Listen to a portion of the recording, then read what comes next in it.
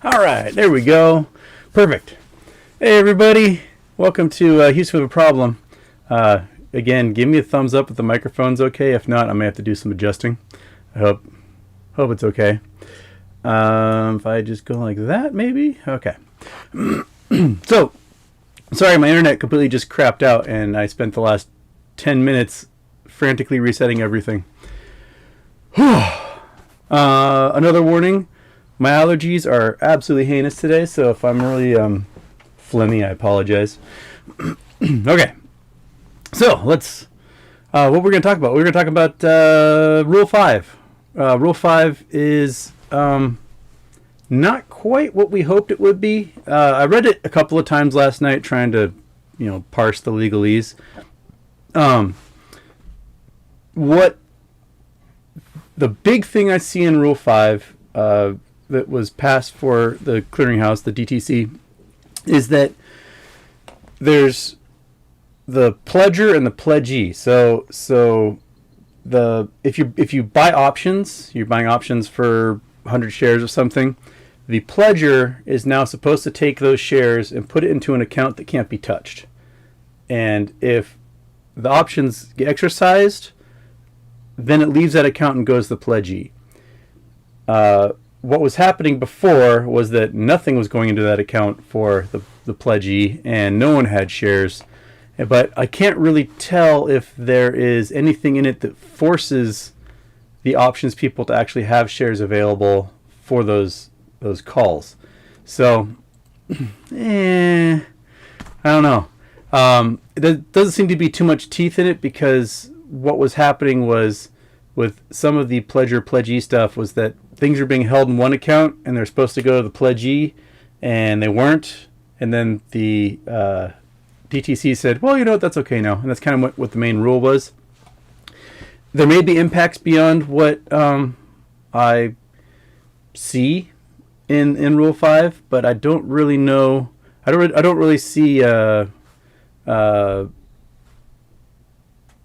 what's like going to be big impactful compared to like Rule 2 or 801 that are going into effect. So yeah, that's kind of my quick take on Rule 5. We'll see if, I was hoping that it was going to be, hey, you had to exercise these options, but they kind of left that part out. All right, who's got questions? Let's oh man, you guys have been chatting a lot while I've been not here. Let's see here. What's your opinion about Cassandra, Michael Burry, and Roaring Kitty tweets? Do you analyze the tweets? That's from Naeem Yalanchi? Yalanchi? No. I don't analyze their tweets. I don't have time to sit and try to figure out what kind of puzzles they're telling me. I'm trying to write my own puzzles for the treasure hunt. So, no, if someone else wants to explain them, I'll listen. I know they got to speak in cryptic riddles, because if they do otherwise, they might be seen as like insider trading or manipulation. So, hopefully somebody can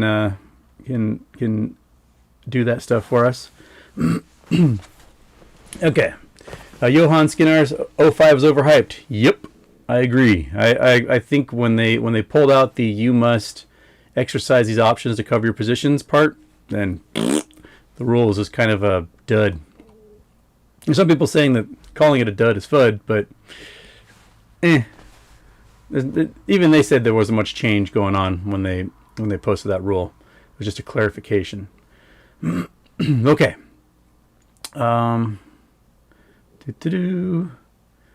Let's see here. Overnight RRP rates were adjusted upwards by 5 basis points in order to keep the federal funds rate well within the target range and to support smooth functioning in money markets. That's Den Bossy. I do think we'll probably see a little bit of a turn up on those rates, just to try and combat inflation. The thing is that if your rates are really low when your economy crashes, you have no way of lowering rates to help the economy. So, you have to kind of slow the growth rate and turn those interest rates up so that you actually have a tool later to do something about it. Otherwise, you got to go negative, and then what are you doing? You're just printing money to print money. Okay.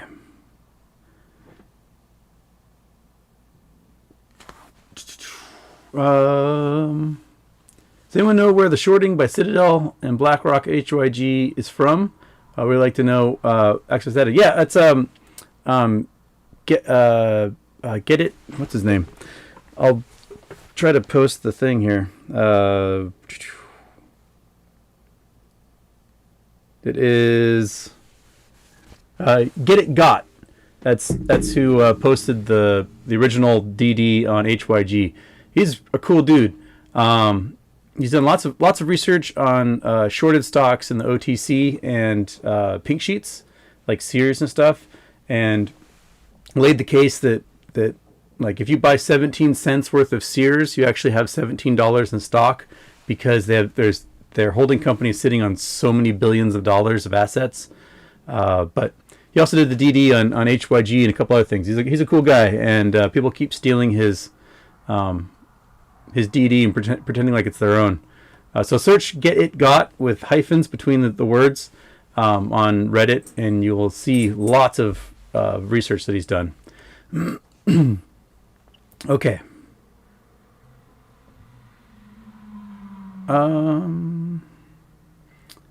Yeah, this is the cycle, the 21-day cycle for GameStop. Next trigger, I think, is next week on the 24th. Is that Thursday next week?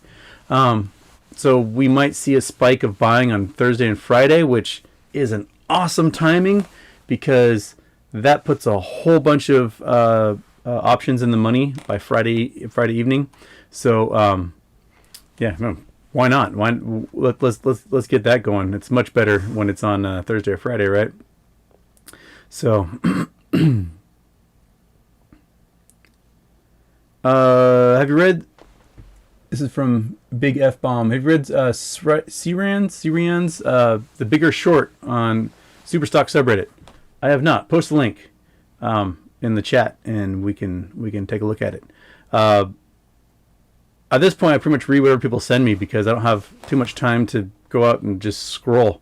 So that's how I get all my information is when people send it to me now. Okay, it's from Izzy Is. Which safe investments would you suggest after MOASS? Thank you for all your help. I plan on going right back to dividend stocks and index funds and blue chips because those are going to get liquidated. Price is going to drop, and then once the price drops on that, buy it up with what you make off of the MOASS, and then the price will go right back up again because that's always what happens with those blue chips. So that's where I'm going. Drinking water from a jar today because no one can wash a dish in my house. So yeah, hope that helps. Definitely, go with the safe stuff. I mean, if you get the right dividend stock and you have $1 million, you're getting $30,000 to $50,000 a year in dividends off of that, and that's a living. So do it. Okay. Yeah, sorry I was late, everyone. I'm now scrolling through all the, hey, you said you'd be at 12 and it's 12:02. Where are you? Okay.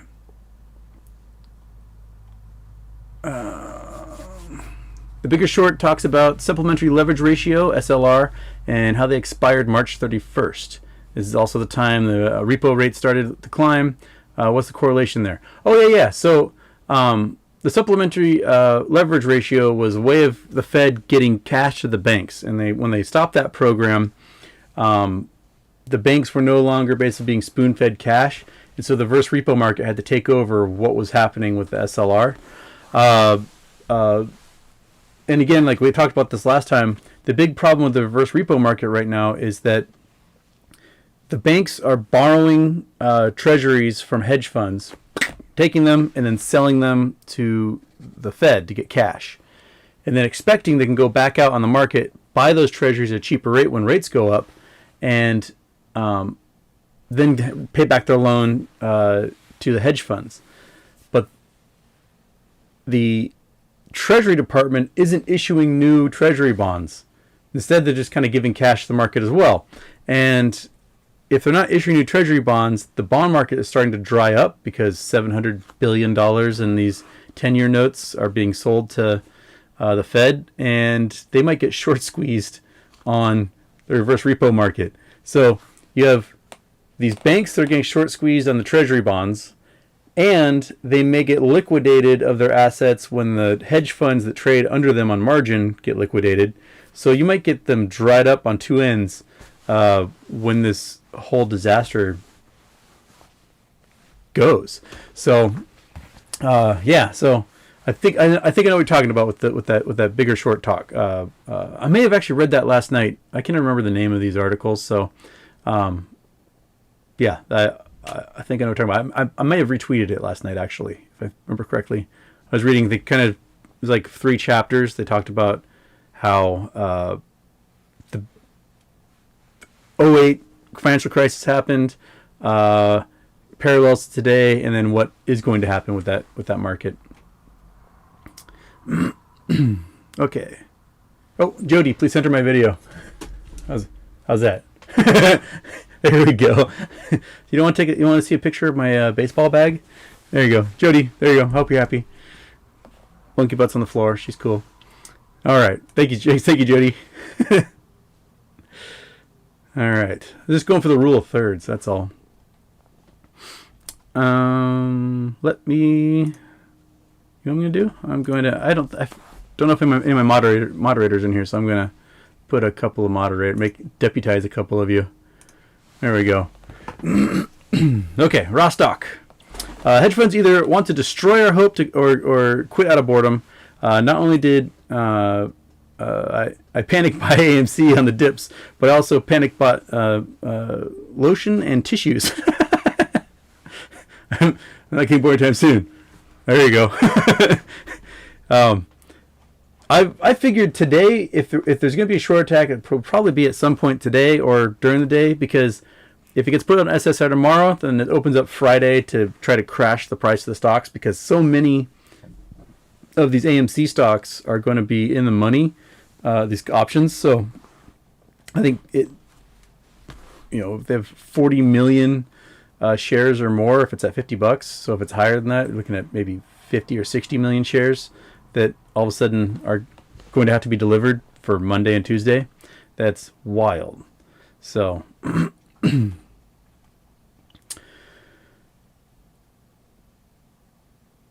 Robert Benson, did any of you guys notice Microsoft, Apple, IBM, and so on drop in price at the same time around 2 p.m.? That has happened a couple of times when I think there's either been a big sell-off of those things. A few weeks ago, there was this crazy dip, and if you scroll through your watch stocks, every single one of them took a hard 5% dip in the last 10 minutes of the trading day for what appeared to everyone else for no reason. I think there's some people possibly selling off to get cash when we see that happen across several stocks, or being forced to sell off to get cash. I'm not sure. This is Twyla Daughtry. Hi, do you have both AMC and GME? We be going live with the squeeze starts. I'm going to try. Yes, I have both. I have AMC, GME. I bought some Sears today. I have COS. Those are kind of my meme stocks. On my Twitter, I retweeted a link to the most naked shorted OTC stocks, which are pretty phenomenal. I mean, some of them have a million float, and they're having a volume of 1 billion a day trading, and they've just been shorted down to oblivion. And all of them also had spikes during the period of the baby squeeze. So, that kind of works with my hypothesis that we may see a bunch of these OTC stocks that trade at pennies just rocket, because all their failure to delivers have to be purchased all of a sudden when these hedge funds get margin called. So, we could be talking about $1 trillion or more being spent on GameStop, but when you multiply that across 1,000 other shorted stocks, the market, how are they going to handle that? How are they going to cover all this stuff? I have no idea. Dr. Stonk Brule for the Anti-Stalker Fund. Oh, thanks for streaming. Yes, thank you, Dr. Stonk. Thank you. Yes, and keep your eye for that stalker man in the comments. He always likes to show up, especially when I announce ahead of time if I'm going live.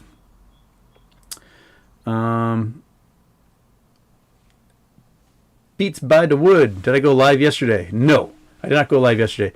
I'm still working on the video, the super hype stoke video for my treasure hunt, and I'm hoping we can have it ready to go tomorrow evening, maybe tonight if I'm lucky.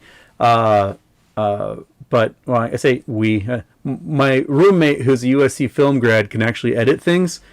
Hopefully, he'll have it ready tonight or tomorrow. So.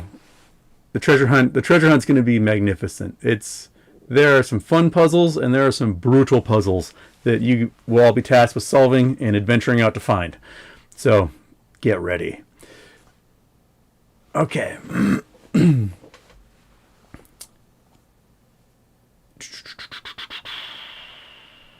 Let's see here. This is from Renegade Geniuses. Houston, I have a question. I really am having a hard time having problems understanding. After Citadel goes bankrupt, why are the banks obligated to cover their position? Wouldn't their loan they gave out just be a loss? It's like if you have a mortgage on your house and you don't pay it. The bank paid someone for that money, and now they got to write it off, right? If you have a line of credit, anything like that, that the bank is responsible for, the bank has to write it off as a loss. But with the margins, the difference between the margins is that someone is gambling with that money. So they borrow stock from, let's say your hedge fund borrows stock from BlackRock, right? They take 1 million shares from BlackRock and they're paying interest on that and dividends and whatever. And then they sell it in the market and they take that cash. So that cash is sort of an IOU, or how to word this. That cash is currently the hedge funds, and they're going to spend it. And if they spend it on something and they lose it, then if they go bankrupt, the shares that are owed to BlackRock, now the bank has to pay for it. It's kind of like the mafia. You lose their money, they're going to find out who your dad is and make him pay up. That's the best analogy I can come up with. So the banks will have to buy that stock to pay back BlackRock. That's because they entrusted the hedge fund under them to do that. And when they didn't, the responsibility will fall to the bank. And when the bank runs out, then it's going to be insurances and things like that we'll have to cover. So there.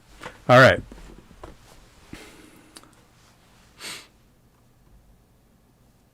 Okay. Oh man, this scroller always likes to go right to the bottom again, and so I miss out on what people are asking. VIX is popping off. AMC short squeeze signal related, do you think? Yeah, VIX is one of those negative beta things. So when the stock market goes like this, VIX goes like that. And yeah, so the last time it popped off was March of last year when the market dropped 40% in a few days. And that is probably a signal that bad stuff is coming. I agree with you, RKMK, on that entirely. And Get It Got, the guy that did the HYG DD, he also did a bunch of DD on VIX as well. So pay attention to that dude. That guy is able to deep dive into more stocks and bonds and anything else than what I have the time or attention span to be able to handle in my brain. So read his stuff. It's very enlightening usually. Okay. Naeem keeps asking about the Michael Burry and Roaring Key tweets. I haven't seen any of the ones today. The last one I saw come by was just a kitty cat looking through a ceiling, and I don't know what the heck to make of that. So sorry, I can't help on deciphering what their tweets are doing. Is Michael Burry back on Twitter? I thought he had either got his account closed or closed it himself. But this is Pistu 2131. Thoughts on HYG puts this Friday? Is this something that can drop $10 in one day? What are your thoughts for this Friday? Possible another date. It looks like the bulk of the puts were bought for this Friday and next Friday. If you look at the interest on it,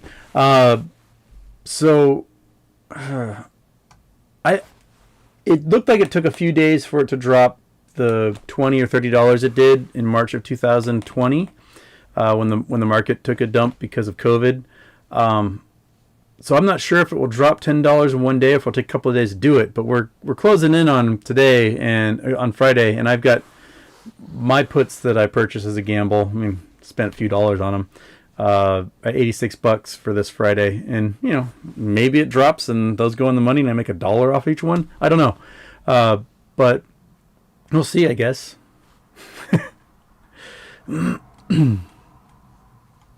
Okay.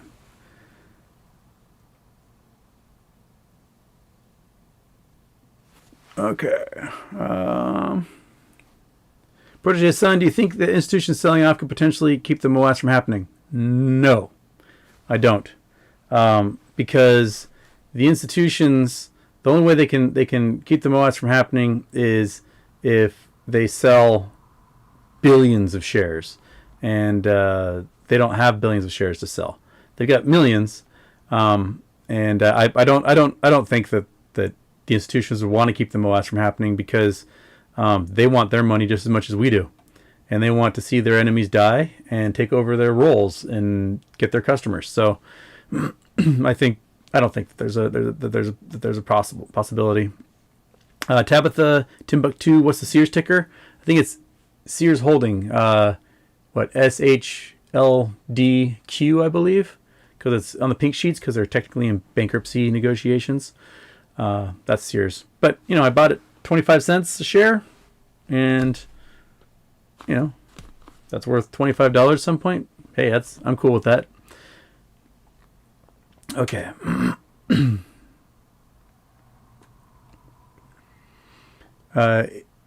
Leon Jack, HCMC, that's that company that they did a reverse, like 20,000 to 1 split, where they took all their shares, 20,000 shares, and made them into one share, and then the price on the stock went to like tens of millions of dollars. I think it spiked to like $65 million before they split again, and now it's at pennies.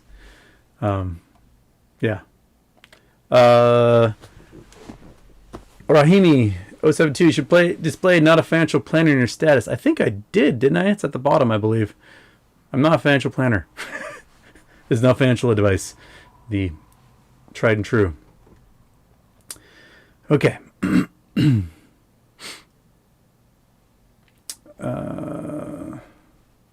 So Lee James is still buying HCMC. HCMC might be short to the hilt at this point also. I haven't looked into it. I just know the history of their weird reverse stock split and then making their shares tens of millions of dollars. But there's still crazy volume on it. They're still trading like 3,000 shares a day at $60 million a share, which is mind-boggling that people are able to pay that for shares of something. Okay.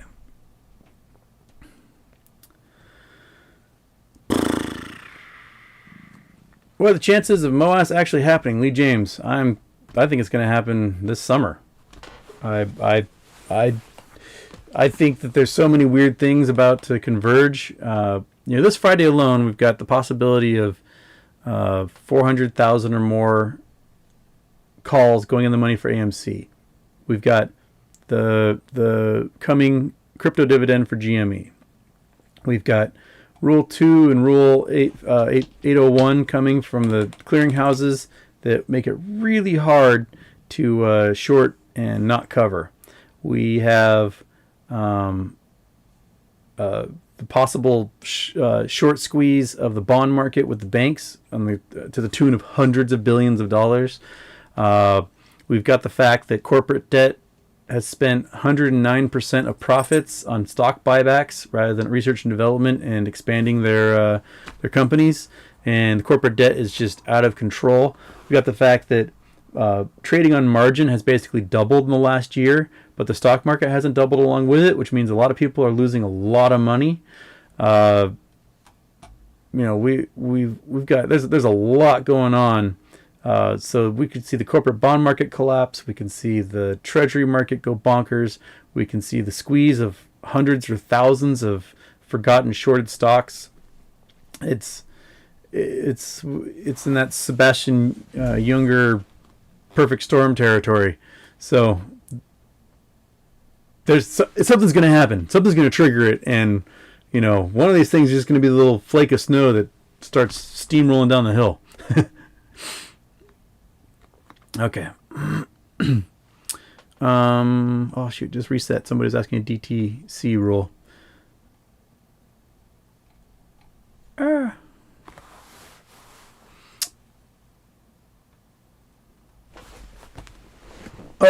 Say is asking how much money Kenny Boy sent to the Caymans. A lot. I think a good chunk. So 40% of investment in the U.S. markets is foreign. And I think a good chunk of that, if you just kind of think about it, is probably U.S. dollars that have been offshored and then reinvested from foreign accounts. So from those little island nations that are banking havens. So I wouldn't doubt that these guys are using the repo market and reverse repo market to generate cash offshore it, and then when they get called, they're like, oh, oops, I don't know where all the money is, and they can live happily ever after in the Bahamas or wherever they happen to stuff their money. There's, since I've started talking about stocks online, I get the weirdest ads pop up now. I get ads saying like, hey, for only $130,000, you can become a citizen of Vanuatu. And, you can keep all your money here at, a high interest rate and not be taxed. And it's the stuff these guys do. They buy passports to Aruba or the Caymans or whatever. They stuff their money in a bank account there, and that's where all the wealth is. When someone is said to be worth $1 billion, probably try to picture that being 10 times that offshore somewhere, because why wouldn't you do that? There's something like 400 trillion US dollars in wealth that's been stored offshore, and we don't get to see it, and the government doesn't do anything about it. Even large companies, keep huge chunks of their money offshore. A few years ago, Apple had 200 billion sitting in some bank account in Ireland because they refused to bring it back to the US because they would get taxed on it. Oh no, you're going to get taxed on the hundreds of billions of dollars in wealth you made? Oh, you're going to end up with only hundreds of billions of dollars after that. Sorry, guys. Yeah. Black Stallion, name Cassandra, which I don't get. So Cassandra, if I remember my Greek mythology, I can't remember exactly what she was warning everyone about. Cassandra was warning the Greeks that something was going to happen, and no one was paying attention to her, and then the thing happened. And so when you call someone a Cassandra, it means that they were giving you warning about an upcoming event, and everyone ignored them, and then the thing that they said was going to happen happened. It's like the reverse of a Chicken Little. Like the people last winter of 2019 and 2020, when they're saying that the coronavirus is going to come and it's going to be a big bad thing, and everyone's like, no, that's not coming here. Those people were Cassandras. They warned everyone that coronavirus was going to come and it was going to ruin our year, and people weren't paying attention to them. Those were Cassandras, and that's why Michael Burry was a Cassandra, because he warned the entire market that the mortgage-backed securities were a farce and were going to collapse everything, and no one paid attention to him, and he ended up being right. And that's where I think his name Cassandra comes from. Okay. Is there a possibility that Fidelity could go under after the squeeze? We'll all be millionaires after the squeeze. Do we have to keep our proceeds in equities instead of cash, as only $250,000 is insured?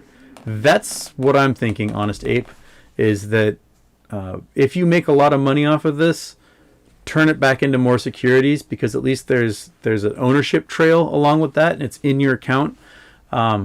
If you've got cash, that cash might be dipped into and disappear, mainly because that's how institutions work, is that when they've got big buckets of cash, they lend that cash out to do things, they invest it in stuff, and they don't expect everybody to like pull their money out at once and make a run on the bank or on the brokerage.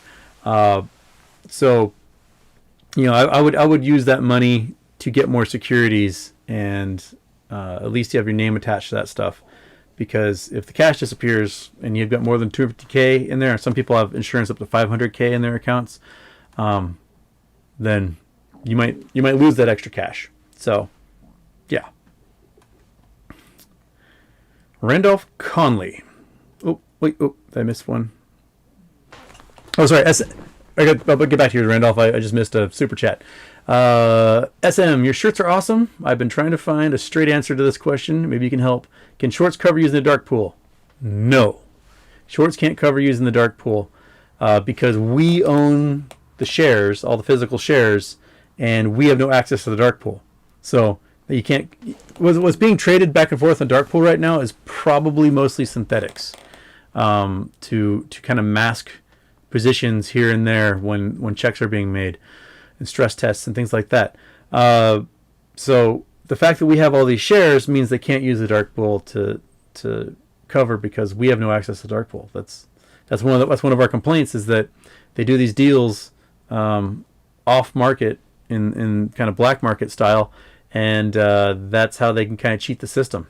So if what's being traded on there right now is all synthetics, then they're just bouncing synthetics back and forth, and I don't think they can cover using the dark pool. Hope that helps. Okay, Randolph, here we go. Back to Randolph Conley. Do you think the powers that be will stop at nothing to make sure a redistribution of wealth doesn't happen? And will they succeed? They will win and twist the narrative that Reddit caused this. Oh, they already tried that. They tried saying, they're trying to hurt retail investment because retail investment caught on to their scam and are now, valiantly fighting what has made these guys a lot of money for a long time and screwed us over in the process. So they're already trying to twist that narrative. I don't know if the powers that be can necessarily stop this, because the MOASS is just one part of this like bubble of corporate debt, of bond shorting, of a lot of other things that are happening. It might be the trigger that finally makes this stuff just implode, or this stuff could cause this to explode, one way or the other. I think that this market correction is really inevitable, and a lot of people are going to lose their shirts who made really risky bets and took out huge amounts of leverage. I mean, the crypto market, there's margins in the crypto market that are 100 to 1, and crypto isn't money. it's ones and zeros that are on someone else's server somewhere usually, and people are making huge bets on this stuff, and they're probably making lots of short-term gains as it's going on. Just like with the mortgage market, you had a lot of people that were selling these subprime loans to people who couldn't afford houses, or giving these loans to people who couldn't afford houses, and then they would package up the loans and sell them to investors or banks who would put them into these investments. And the people who sold those loans, they made a fortune. They're like, here, buy this house. I'm gonna take this, sell that for a profit, keep the difference, and live on my luxury yacht and whatnot. Those guys made gangbusters. But no one cared about like this, sword of Damocles hanging over them that was way down here. And when it hit, everyone was surprised, except for Michael Burry, obviously. And right now, everyone's like, "Oh, we can make all these great what do you call them, bonuses for the C-level executives if we can make sure our stock price hits this target." And so we should probably borrow a bunch of money from a bank and sell some bonds and then buy our own stock back to raise the stock price.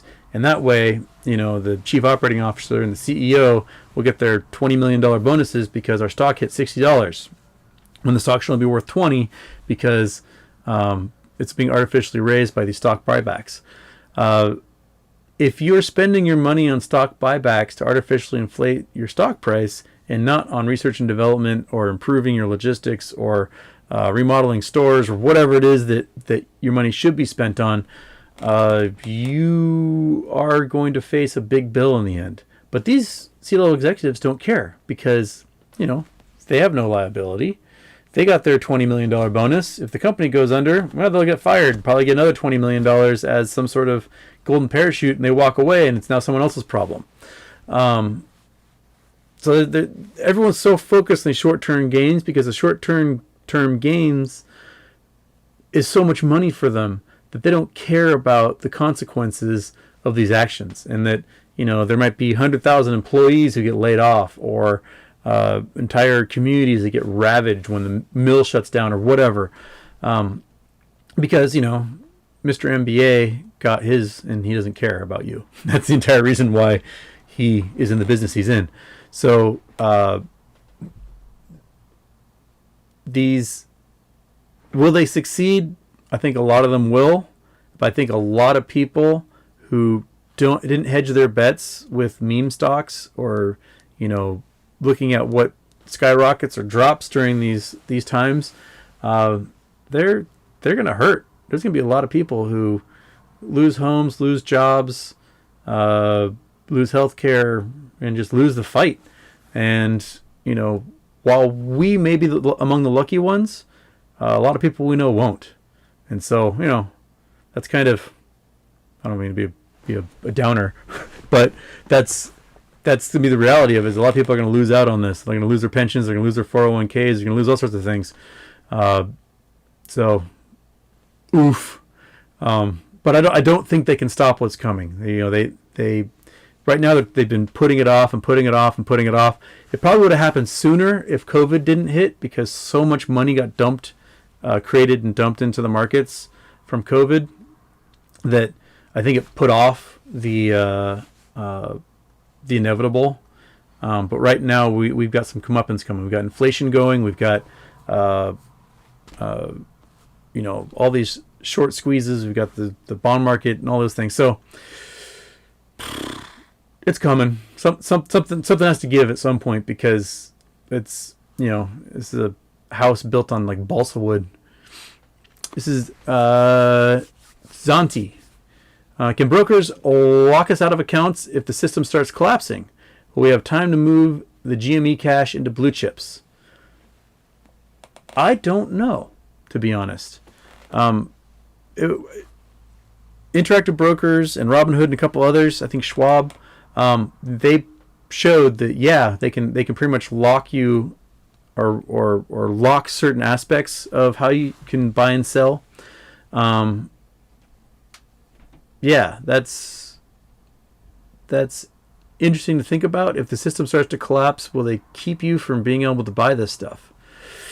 I hope that some of these, at least bigger brokerages, are thinking about that and developing at least algorithms or systems that can keep this stuff flowing. Because part of the problem when this stuff collapses and there's a credit crunch is that the liquidity disappears because nothing's being bought and sold. And if you look at an economy is essentially movement of stuff. It's movement of capital, movement of goods and services, movement of people, movement of information. And if any of these things stop moving, then you have no economy. So I hope the brokers wouldn't lock us out of these things. But I wouldn't put it past them if some of the smaller brokerages that kind of do their trades on margin run into trouble. Those who are in those brokerages might run into big trouble on that. That's a good question. That's something to think about. Mr. Joe Nada. Hey, Houston, looked at some huge short attacks on AMC today. Can they short ETFs tomorrow, even if they are put on SSR? AMC hovering around $54. Yes, you can short ETFs while stock is on SSR because it's not technically the stock itself. That's what we saw last week when pretty much everything got put on SSR. They just shorted the heck out of all those ETFs. So did it drop 10% today? I forgot to look. We are almost at closing. Let's see what we got. So that's hasn't dropped 10% yet, but it might tomorrow. They might do a big short attack. But then if they get it on SSR for Friday, then they're kind of screwed. Especially if they run out of ETFs. But yeah, you can short ETFs when a stock is on SSR. Hope that answers your question sufficiently enough. Okay.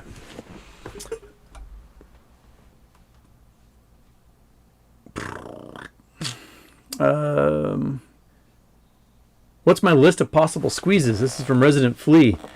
Oh man, I think all the big meme stocks that people chat about a lot, your Blackberries and Bed Bath and Beyonds and Sundial and Plantier and all these things, I think that they'll all trigger. It'd be good to look at what spiked really high between like January 25th and the first week of February. Let's see what stocks just kind of went bonkers.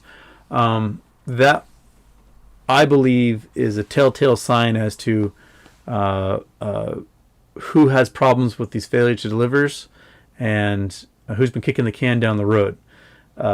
So I'll try to, when this is over, I'll post a link to the thing on Reddit where the guy looked at all the OTC stocks that have been trading billions of volume a day when there's only a few million in their float, and they all had little pops during the baby squeeze. So there's a lot of them. There's a lot more than people will think, and a lot of companies people have never heard of that may go nuts.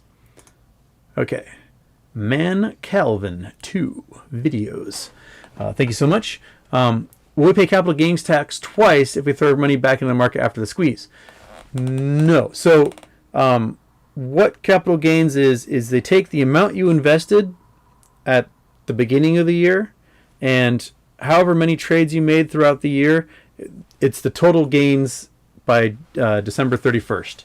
So that's what you get taxed on. So you can reinvest and try to get more money out of it. You're not going to get taxed on all these separate things. It's going to be the total throughout the year on the statement from your brokerage.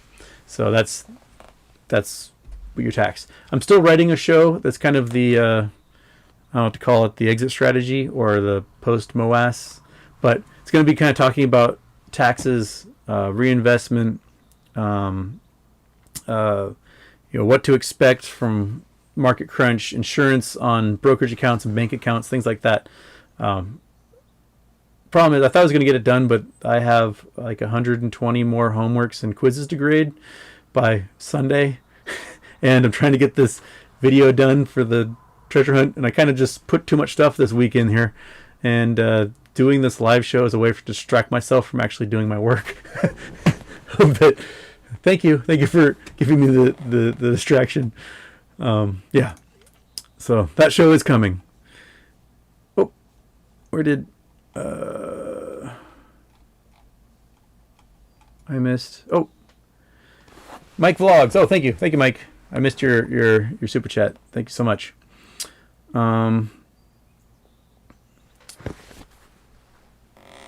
Protege Son, since the SEC is aware of what's going on, wouldn't they be on top of any current malfeasance going on and addressing it now? Not necessarily. The SEC does not have a history of taking on the big guys. They might take on some small guys for insider trading or for naked shorting, things like that, but they don't have a history of taking on the big guys for any of that stuff. And usually, American nature is not one of being proactive. We're usually we usually do things when the shit hits the fan. So, we're not going to do anything about climate change until it kills off half our population. We're not going to do anything about the potential of a market collapse until the market actually collapses. We're not going to, we don't react, we react, we don't act. And I think there's people in the SEC probably pulling their hair out, going, "Oh, listen to me," being the Cassandras, and it's I think incredibly frustrating for a lot of the people who enforce there, because the people in charge of the SEC, they oftentimes come from these investment funds and these banks, so they know what side of their bread is buttered, because the minute they're out of government, they're right back in the private sector again, doing whatever it is they're doing. And they'll step out of the way when everything blows up, but I don't really see anything. If the SEC was doing anything active right now, we would be seeing it, and we're not. So yeah. Carlos Luis Pujol, hi. What could go wrong for the squeeze not to happen or stopped? Like making AMC, GME to issue shares or hedge fund to cover protect their economy. I mean, yeah, if AMC and GME were big fat jerks and issued 1 billion shares all of a sudden to let everyone cover at pennies, yeah, that would probably stop at least this side of it. But I don't think they're going to do that, and I don't think they can be forced to do that. The hedge funds will not cover until they're forced to. They're just not going to do that. So they have to be forced to, whether through margin calls or some other means. Otherwise, they're going to try to kick the can down the road as long as they can. PB, is HYG put option dream over?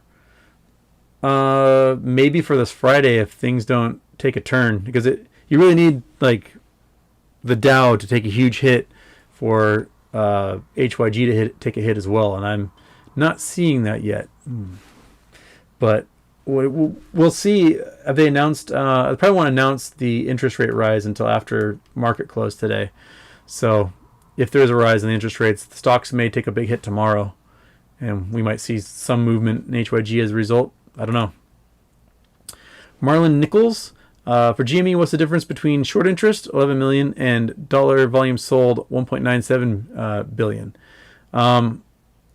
The short interest calculation, or sold short interest calculation is not quite accurate because of the way people are calculating it. So right now they're saying that there's 11 million shares that have been legitimately borrowed and then sold short on the market. And the dollar volume of 1.97 billion is probably the average prices added together for that 11 million. That'd be my guess. But we know for a fact that there's a lot from all the FTDs that happen, that there's a lot of naked shorting that gets done. And so, that stuff's not calculated in there as to what those were sold at and who got what kind of cash out of that. This is Big F Bomb. Thoughts on quad witching day on 6/18 and thoughts on Rule 2 going into effect on Monday. How does the combination of Rule 2 and 801 work? Oh man, I'm going to flip my Rule 2 and 801 in my head. The quad witching day, I can't remember all the aspects of the quad witching day. The big one is the AMC shares. And those AMC shares... AMC call options. There's going to be tens of millions of shares that go in the money this Friday for AMC, which means we're going to have a heck of a gamma squeeze come Monday and Tuesday, and so that's I think the big thing for AMC is seeing that big push. The other things that are coming into effect, are they all happening on the 18th? I'm not sure how many of them are happening on the 18th itself. You may have to remind me. Let me really quickly do, because I can't remember which 801 and 802 are flipping around in my head. So it's DTCC 02 Rule 2 regulatory filings. So 801. Great. Now it's got to download the. Okay, get to the rule change. Rule change. Scan. 801 is the one that allows sponsoring members, process agent purposes, day-to-day transaction. Is 801 the one that allows them to look at their books anytime they want and then call within an hour? And then the other one is the one that allows them to, like, they're forced to give collateral within an hour if those books don't look good. I kind of flip those in my head. But what I believe is that 801 and 02, one allows the clearinghouse and lenders to look at the books of hedge funds anytime they want. It used to be like once a month where they get some sort of report generated by the hedge funds, and one of the rules allows them to say, hey, pop quiz, hotshot, we want to see what you have right now on the books so we can calculate your leverage and see what kind of cash and long-term investments you have. And then the other one, hey, don't chew on a bone, bud. You can chew on a bone later. And the other one says if their books are bad, we need collateral now, or you're getting margin called in an hour. I believe those are the two. Someone can correct me if I'm flipping them around in my head. So that's kind of it's the tools that allow lenders and the clearinghouse to make sure that there's not a particular hedge fund or investment institution that's like gonna screw everyone else over. So it's kind of, covering their back. Okay. This is a Duder Scooter. It's a good name. Houston, some folks and I have looked into JP Morgan and Goldman Sachs companies they have in their portfolios. Top 100 CEOs have nearly all went down 1 to 7.3%, meaning either 600 million investment loss or 25 billion sell. Oh, if you got the research for that, show it to me. Someone posted yesterday that Goldman Sachs opened up a complete account to dump all their reverse repo stuff in. I think they're doing that because if it's like a separate wholly owned subsidiary, it's unlimited liability. When that sucker tanks, it doesn't bring down the rest of the bank if they get short squeezed on that. JP Morgan and Goldman lost a lot of money when Archegos went under. I can't remember the exact numbers, but it was like $5 billion each when that sucker went under, and that was just one family fund. So if you have 60 or 100 hedge funds that all go under when this kicks off, that's everything. That's all the cash that they may have for decades. And we may lose some more investment banks like we did in 08.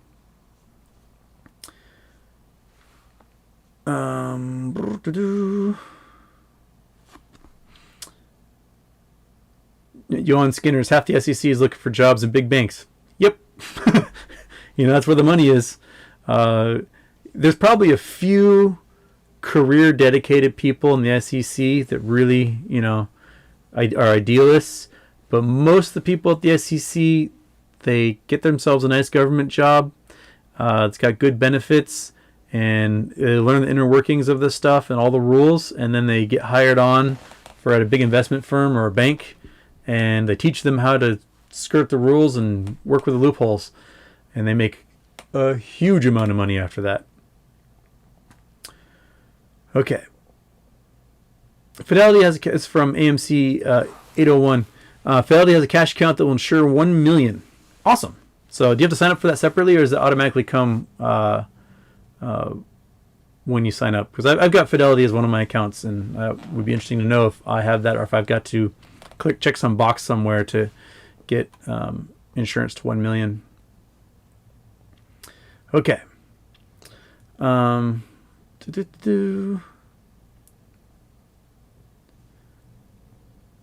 scrolling just buzzed again here.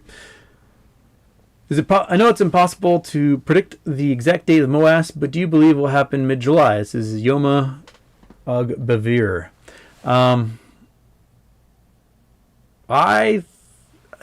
So many of us smell blood in the water. I think it's coming sooner than later. The movement of GME to the Russell 1000 will cause probably a good price spike. The few days before that, we have the 21-day FTD cycle kicking off on the 24th. That's going to push a whole bunch of GME options in the money by that Friday on the 25th. And then the Monday is when the Russell 2000, GME moves from Russell 2000 to the Russell 1000. And a whole bunch of ETFs and other funds have to readjust based upon that kind of honor of being in the Russell 1000. So I think that first week of July can be a real doozy. So, yeah. Super chat here. Leaky Mountain for Monkey Butt Treats. There you go, Monkey. She's very bummed now because I told her to stop chewing on her bones. She won't even look at me. So I'll get her a nice bone. Thank you, Leaky Mountain. All right.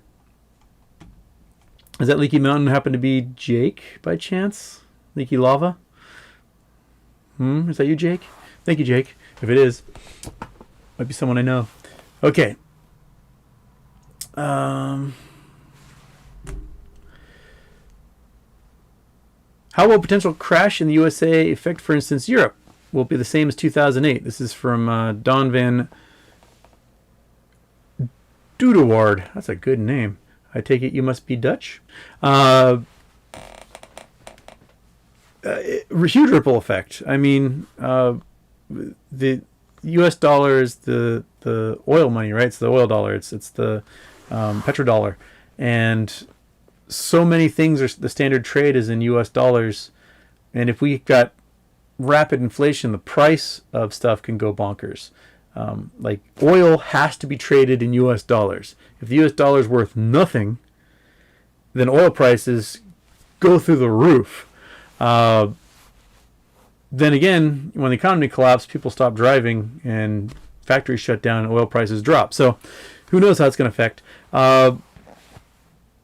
There is effects because, there's these massive sovereign wealth funds that pretty much every other nation in the world has, except for the United States because we're idiots. And those sovereign wealth funds are really diversified.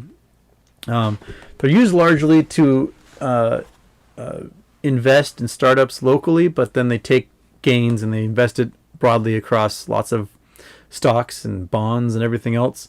So yeah, the U.S. tripping over itself can trigger the rest of the world to have all sorts of problems as a result. The corporate debt problem, I don't think, is just a U.S. problem. I think corporate debt has gone overboard elsewhere, and then trading on margin has gone bonkers. When there was the big margin calls in Taiwan last month, it was the result of margin trading on the stocks having almost doubled in the last year in the Taipei market. So I think we're seeing a lot of similar problems happen.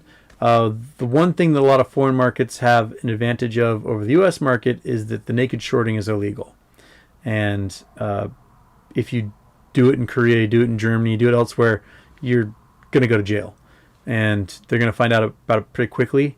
I also think that we will probably see margin calls happen in in markets outside the U.S.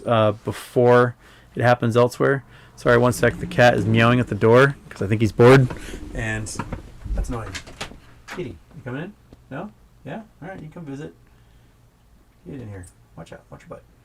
Okay. Now we got the cat and the dog. Everybody's visiting. So I think we'll probably see margin calls happen with foreign hedge funds before we see them in the U.S. because for some reason in the U.S. We like to wait until the last minute until there's a big problem. Yeah, and get your face out of my glass and get out of the way of the chat. I can't see. Okay. Okay, where's Sports Mom started pulling everything out of Robinhood a few weeks ago. Just left my options in there. Yeah, I pretty much just use Robinhood for the graphic user interface because it quickly allows me to see a whole bunch of stock prices really quickly and trade options in there because it's much easier. I don't understand why these big brokerages have not figured out how to make like a useful graphic user interface. I open Robinhood and there's everything. There's all my investments in one. I can see it. I can see the little graph do its thing. I can see all the investments. I can see all the things I've invested in the past. I can see, market indicators. I open Fidelity and it's like 10 clicks to figure out what the hell I own. I don't see graphs. It's such a terribly designed app that they really need to have somebody overhaul that for them. This is raw stock. When big banks had that meeting and didn't invite Bear Stearns and plotted against them, do you think hedge funds could be having the same meetings now in regards to Citadel? I don't think so. The hedge funds, while they're full of billionaires, they kind of lack the apparatus needed to pull something off like that. That meeting with the big banks was also with the Federal Reserve and the Treasury Department, and they basically hashed out an agreement that they're going to let Bear Stearns die, and in doing so, J.P. Morgan was going to absorb them for basically $1 a share. All their good assets, the toxic assets, were just going to, go out there and be a problem for someone. The hedge funds themselves, they don't have access to stuff. Like, hedge funds can't be bailed out. It's going to be the banks that lend to the hedge funds that will be bailed out. So, there might be banks that are like, you know what, we're just, hey, Federal Reserve, if we just let this huge institution just, atomize into the atmosphere, will you back us up on that? And that might be a meeting that they would have. I know Citadel years ago was trying to become an investment bank, trying to make that leap from market maker to investment bank. And the powers that be at the time were wise enough to look at their portfolio and go, you don't have what it takes to make that leap to investment bank. From the simple fact that they've been abusing their market maker status for as long as they have, shows they shouldn't have ever been given the market maker status. So I think when Citadel goes is going to be when all these other hedge funds go, personally. Okay. All right. And the animals are like all over my feet. Do I think the debt ceiling be raised again or even reinstated? Yeah. There's no point in having like a debt ceiling for the U.S. government because that's all we do. I mean, it's been 21 years since we had a surplus, and we likely will never have one again, in my guess. The good thing is that if there's massive inflation, that all that debt we have now will just appear minuscule compared to, the inflation that happens. So that's one way to get rid of $27 trillion in debt. That's from American Virtual. If Congress doesn't raise the debt ceiling, the U.S. Essentially is insolvent and our bonds become worthless. So they have to raise the debt ceiling. Any member of Congress who doesn't raise the debt ceiling is absolutely wanting to make sure that people like eat cat food and live in shanties. So, don't elect those guys. This is from Falco. What are your thoughts on the ridiculousness of the housing market right now, and Suran's post regarding why exactly the inflation on that is happening? The ridiculousness of the housing market is, how do I put this? When people see trouble on the horizon, they want to put their investment cash into something kind of solid, that doesn't have too much volatility. So they'll invest in gold. They'll invest in other things. There's a lot of foreign investors that like to invest in real estate outside of their country because it's a great way to essentially have like a nest egg in hard currency somewhere. So that's why like the London real estate market is so nuts, because you have Saudi billionaires and Russian billionaires and all these foreign billionaires basically paying premiums for any real estate they can. And then the problem is that it sits empty most of the year and isn't rented out. So you have like thousands or millions of homes that are empty, and the market's completely inflated. In Manhattan, you've got these crazy new skyscrapers that go in with like $75 million penthouses that just sit empty because some foreign billionaire buys it, and it's a way of storing that wealth for a long period of time. It was happening really bad in Vancouver, Canada, from money from China, in Hong Kong, and the Chinese were just buying up homes like crazy as a way of keeping their wealth away from the Chinese government, and it inflated the market so high that essentially homes became unaffordable. And how Vancouver combated it was they made a vacancy tax. I think if your home sits empty for 6 months or more throughout the year, you have to pay 1% of the market value of that home in tax. And what happened was all these mansions all of a sudden be rented for pennies on the dollar to college students because it was cheaper to put someone in that home for a year for a cheap amount of rent than it was to pay like $75,000 a year in taxes on it. So I'm kind of digress there. But what we see is BlackRock has bought something like 800,000 homes, and they're buying them at like 20 to 50% over market value. To me, that says that they're making a play that they're betting these homes are going to be worth either a lot more in the near future, or that it's a safe bet and place to put wealth when the majority of the market takes a dive. Now we got the cat on the lap. Everybody wants to say hi to the cat. This is Chalupa Batman. Say hi, Chalupa Batman. He's a sweetheart and a little investigator. Woo!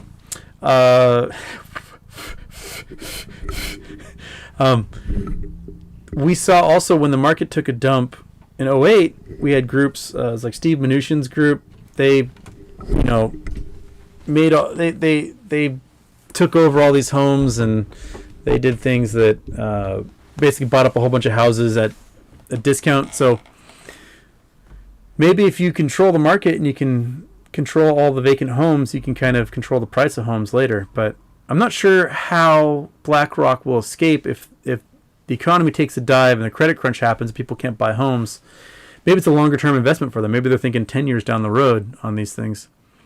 I don't know. I'll have to read up more on it. I wonder what their thinking is on it. But good question. Lauren Ashlea. Do you know if it's possible for hedge funds to cover their short positions dark? Oh, it's a dark pools question again. No, they can't cover in dark pools. I do not think they can, because the dark pools don't have any legitimate shares inside of them. It's all synthetics. So we own the legitimate shares and a whole bunch of synthetics as well. But they need our shares to cover their positions. And if they don't have our shares to cover positions, they can't cover. Right now, they're using synthetic longs, these synthetic shares, to pretend like they're covering, but really they're just borrowing from Peter to pay Paul. And these rules with the 801 and 002 can hopefully give people a peek into what they're doing with that. Okay. Dark pool orders still end up on the order book, yes, but they don't affect the price of the stock. So they get reported after hours, and that we don't really know what price they bought that stuff at after hours. We just know the volume.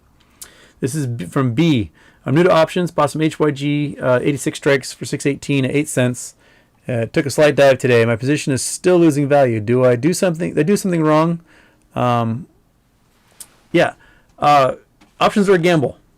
They're a gamble. If the price of HYG doesn't drop to 86 or lower, they just dematerialize and into the ether come Friday, and that's the gamble.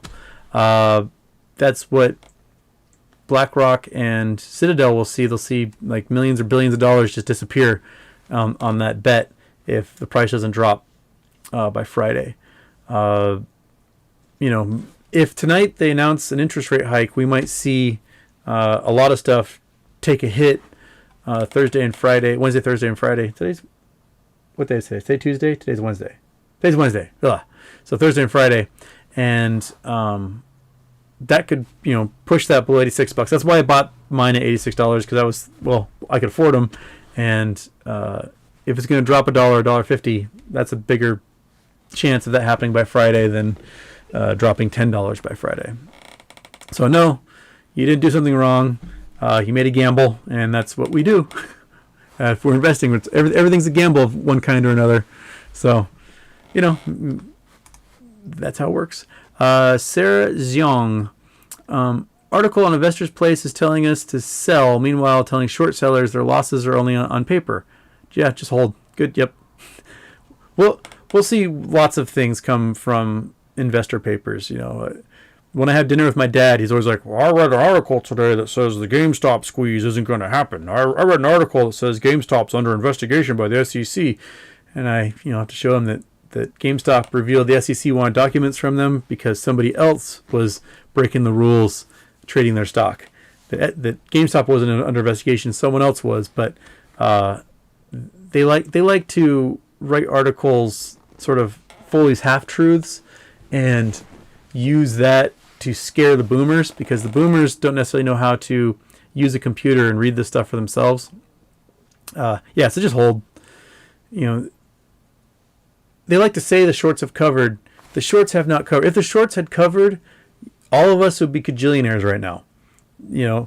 All the shorts have done is they owe a bunch of shares and they'll borrow more shares and they'll just give those to the guys they owe. So now they owe these people over here. They're just passing the buck. That's all they're doing.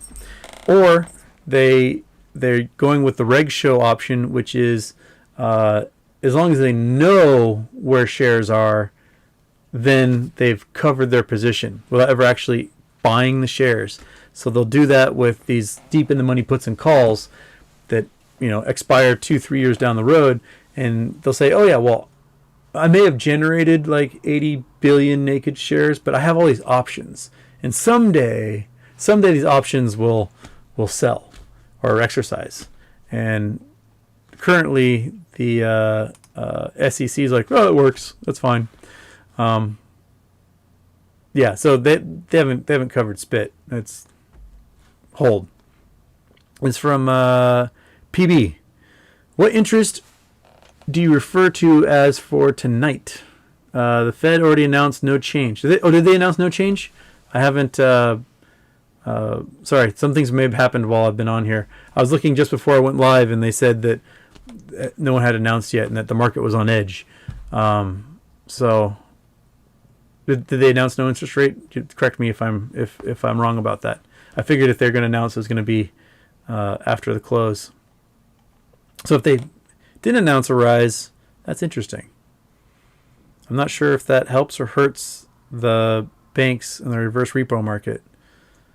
Because generally when you do an interest rate rise, the price of the bonds drop. But that's what the banks are counting on. But if there's a shortage of bonds, then the price can go up because they'll be squeezed. But if interest rates don't drop, then the value of the bonds interest rate doesn't go up, then the value of the bonds don't drop. And the banks can still get squeezed. So, Yeah, I don't know. Yeah, someone correct me if they made an announcement on the interest rates and I just missed it.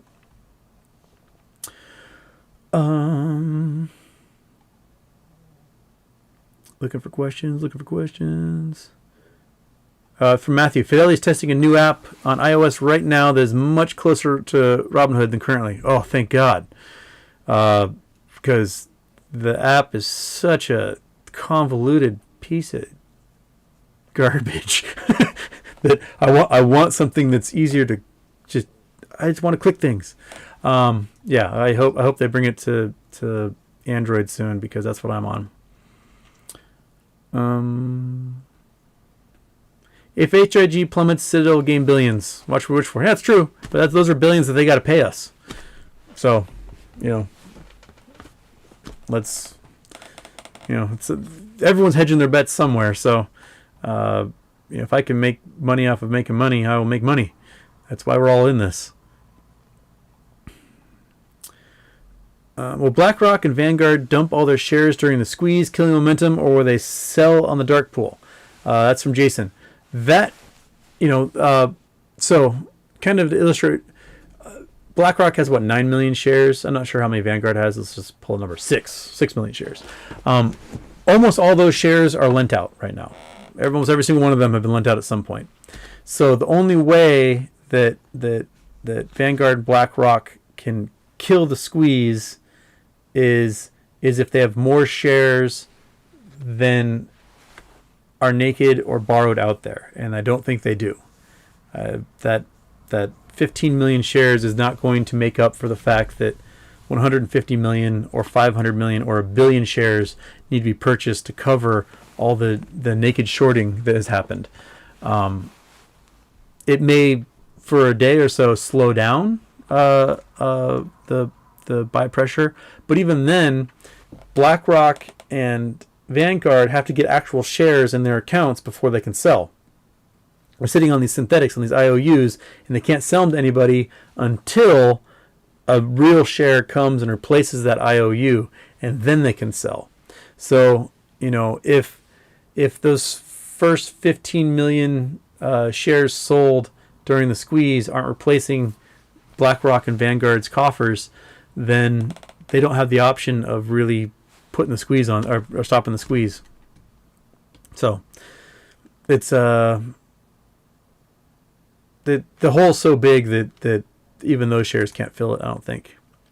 Matthew Hickman, is AMC over? No. There's still hundreds of millions of shares that need to be purchased for AMC. It is not over. It's still coming. We'll see a big gamma squeeze, I think, Monday and Tuesday from AMC, as tens of millions of shares have to be purchased by the options market to cover those calls that win the money. Okay.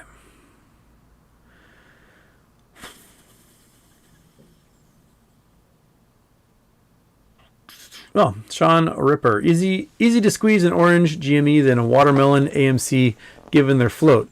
That's why GME will squeeze higher than AMC. Which will squeeze first? Couldn't care less. I like that analogy. I agree. The smaller float of GME, I think, will have a higher effect on the price. But then again, AMC has the 85% owned by retail investors, even though there's hundreds of millions more shares. Ramon Schober, shout out from Grants Pass. Hey, all right, hey man, I go through Grants Pass all the time. It's an adventurous town you live in there. I mean, I've seen 2 high-speed chases in my life.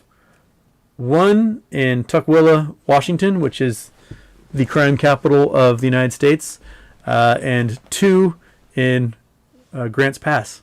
One in Grants Pass was amazing because I was on the road at the time when it happened, and holy moly, that was a fast-driving meth head. It was outrunning a whole bunch of state cops. Yeah, Grants Pass. Grants Pass is a cool place.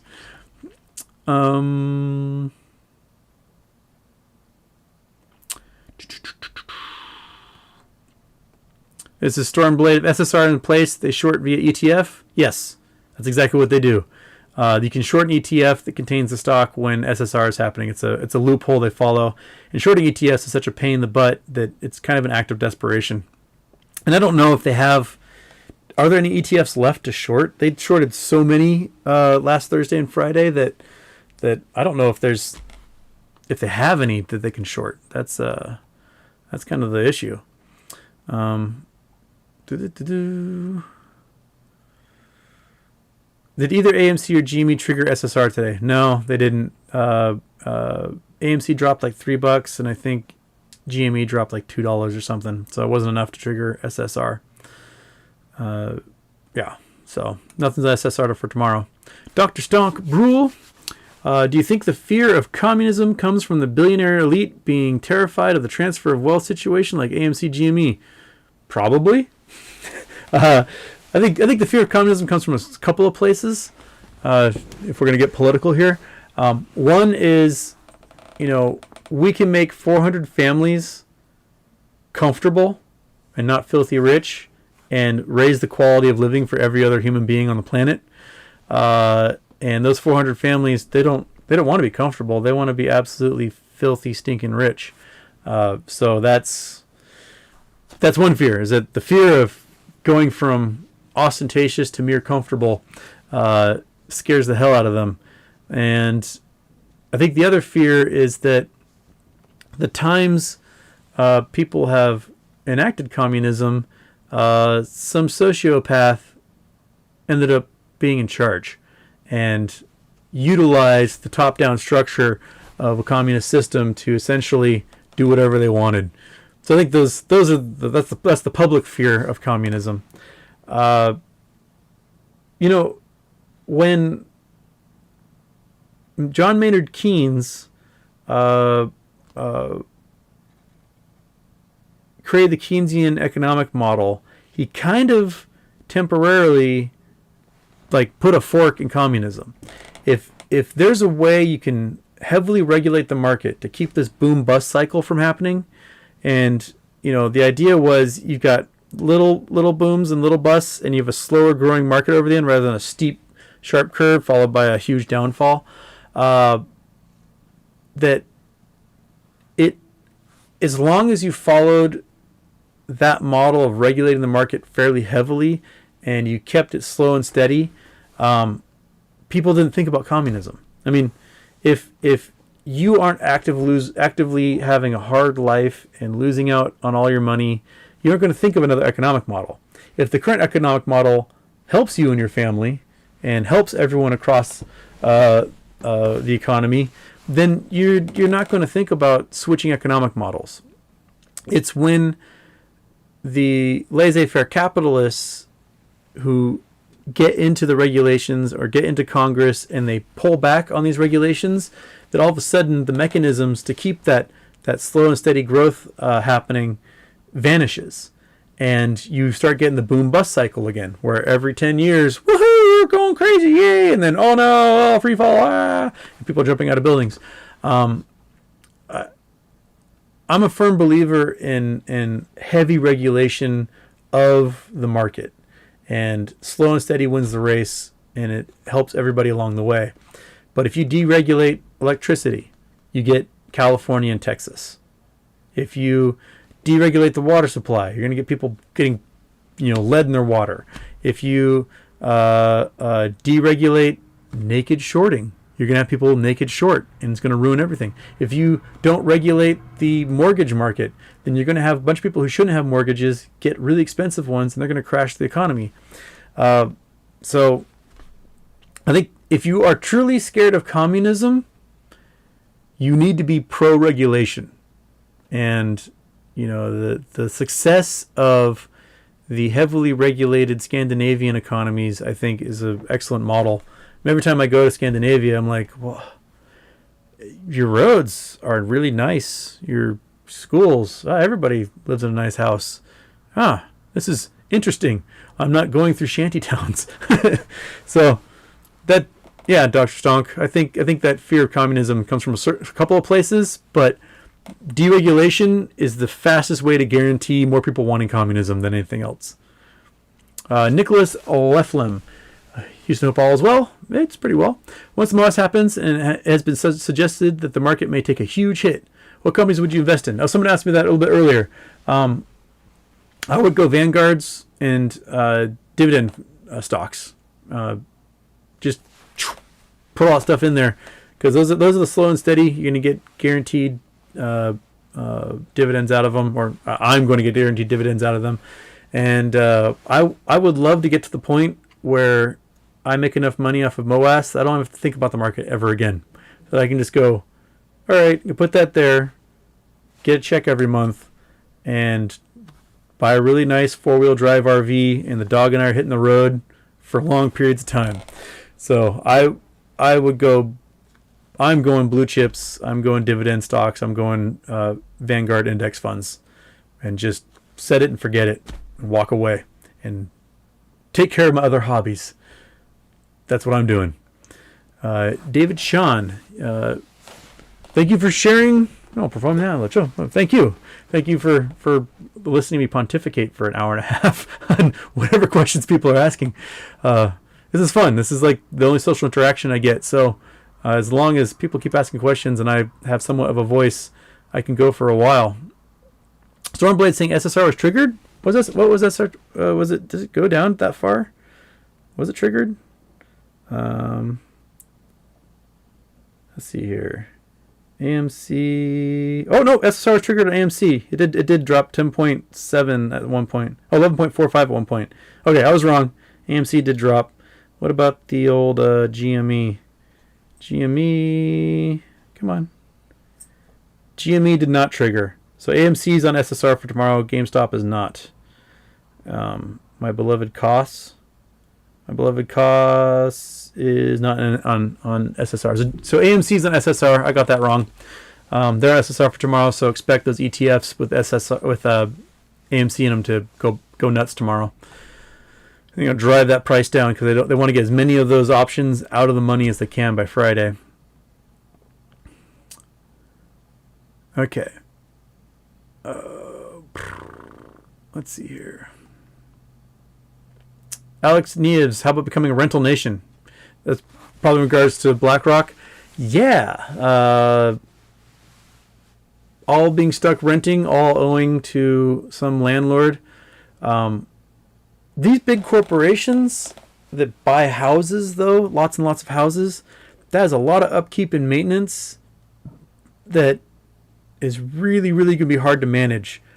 I'm sure that they'll have local regional property management companies do that stuff, but to guarantee they're actually doing a good enough job that they don't get sued by renters for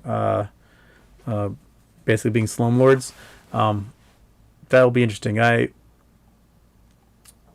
We've got some serious issues in this country. We've got 1.5 million, 2 million homeless, probably another 5 million that are couch surfing on the brink, and we've got like 30 million empty houses. There's something fundamentally wrong with how we house people in this country and what we sell homes for and what we rent them for. In 2006, 2007, I was visiting family down Orange County, California, and the headline of the newspaper was like, they're celebrating average home price in Orange County is $600,000. Woohoo! And I was like, that doesn't seem like a good thing to celebrate. And I looked up the average average salary in Orange County was $60,000. No one who makes $60,000 a year can afford a $600,000 house. And I told my brother, who I was visiting at the time, I was like, the housing market's going to tank. You watch. And it did. Because people were buying houses they couldn't afford. And that's why all these home prices are going nuts. Because the buy pressure was huge because people were playing with money that wasn't theirs. And, a year or two later, boom, all done. This is from Foxfire. Why do you think the mainstream media is giving a lot of coverage to AMC, but it's so quiet about GME? I don't know.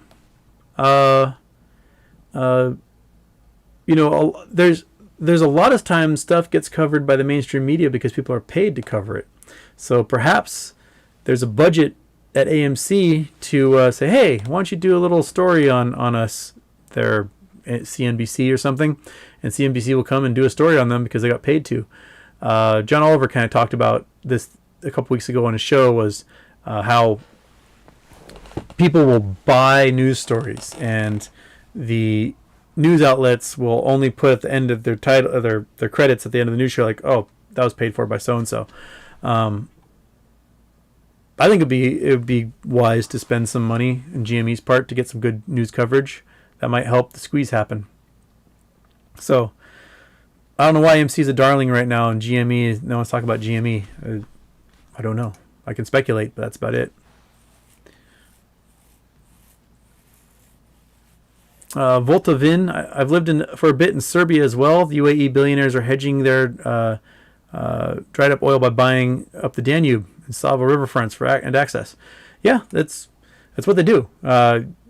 There's only so much you can do in your own nation when you have that much wealth. You have to start sprinkling it around the world, and it's a great way of ensuring that if something happens where you live, you've got somewhere else to go where you've got a whole bunch of wealth. So it's happening everywhere. They tried doing it in Seattle. They were building this big speculative skyscraper that was going to have lots of apartments in it that were going to sell for too much. And I'm not sure if it fell apart because that was about when the economy collapsed, or if they ever got it built or not. But if think about it this way. Are you guys familiar with the what's the green card program, where if you invest in economically disadvantaged areas a certain amount, you can get a green card in the United States? It used to be $500,000, and then Trump upped it to $1 million and actually lost out on a lot of investment in the U.S. But some of these towers they build in a neighborhood that's not super high class. It might qualify, like, I don't know, Spanish Harlem or something. So they'll be like, hey, we're going to build an apartment complex in Spanish Harlem, and technically it's an economically disadvantaged zone, and if you invest $1 million into this, you get a green card. And you do $2 million, your kid can get a green card and whatnot. So they'll build these developments in these places specifically to get green cards for themselves. And so it's not just a way of storing wealth, but it's also a way of getting access to coming to the United States whenever you want, or staying here for as long as you want, if that's appealing to somebody who might be in a nation that is a little more authoritarian, like China or Saudi Arabia or something. Don Van Dudewoord, you have a great name, I love it. What will the effect be on the MOASS and possible crash means, for example, Europe? Oh, yes, that one. I think Europe is heavily tied in the U.S. market, and we will see. There'll be the European apes, the Europors, that you guys call themselves, who will win on this, and there's going to be lots of sovereign wealth funds that take a hit, because a lot of those wealth funds are invested in things like U.S. corporate bonds and whatnot, because generally they're pretty steady investments, and those are going to. So I do think that there's going to be a lot of spillover that happens as a result of the U.S. not regulating itself accordingly. So, yeah, we're going to face that.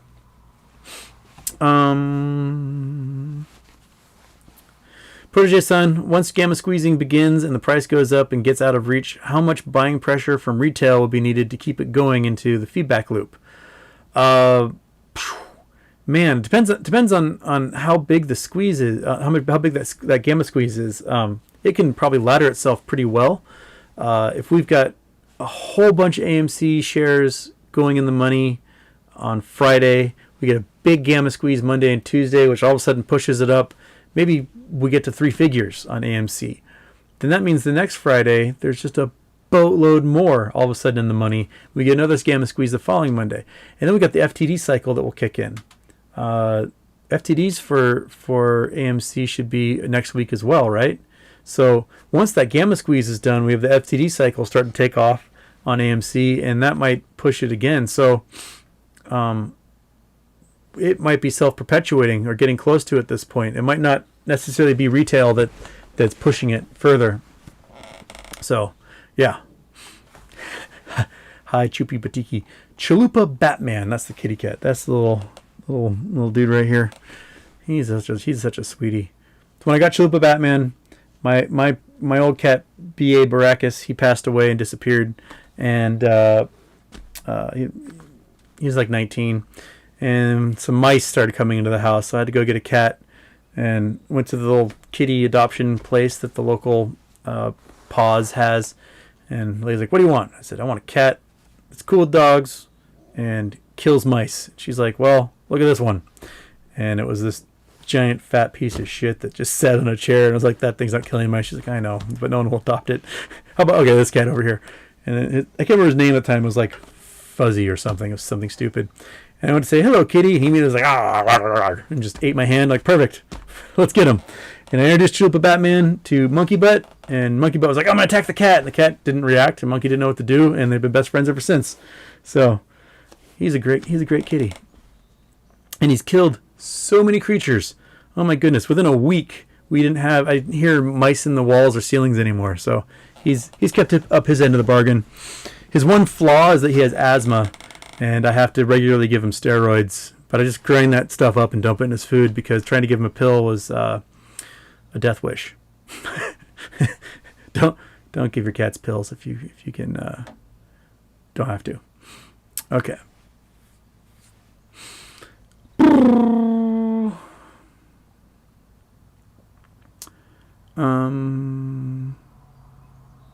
Well, now everyone's in the chat talking about all the horrible real estate prices that are happening from foreign investment.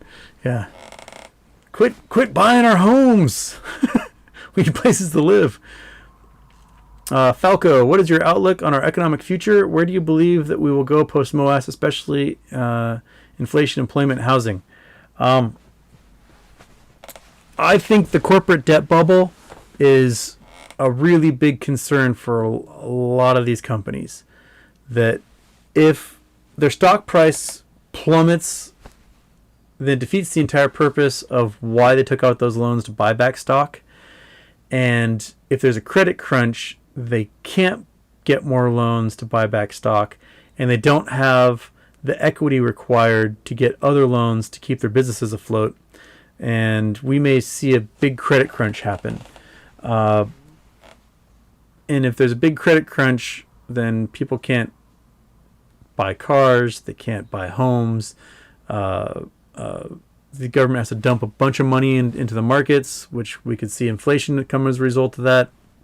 And the price of things go up, but wages wouldn't have changed. So, consumer confidence just vanishes because people aren't buying stuff anymore. And people aren't buying stuff, and it just becomes this ongoing cycle. I think we've got a real big correction that's going to be a result of this. How long it takes to get ourselves out, I think might be a while. Simply because, the biggest tool we have to spur investment and get capital moving is lowering of interest rates. And if we keep not raising interest rates, then we lose that ability to lower them later as an excellent tool to spur liquidity through the market. I hate to be doom and gloom, but I don't see how we get out of this without it happening, and I don't see how we get out of it shortly after it does happen. It's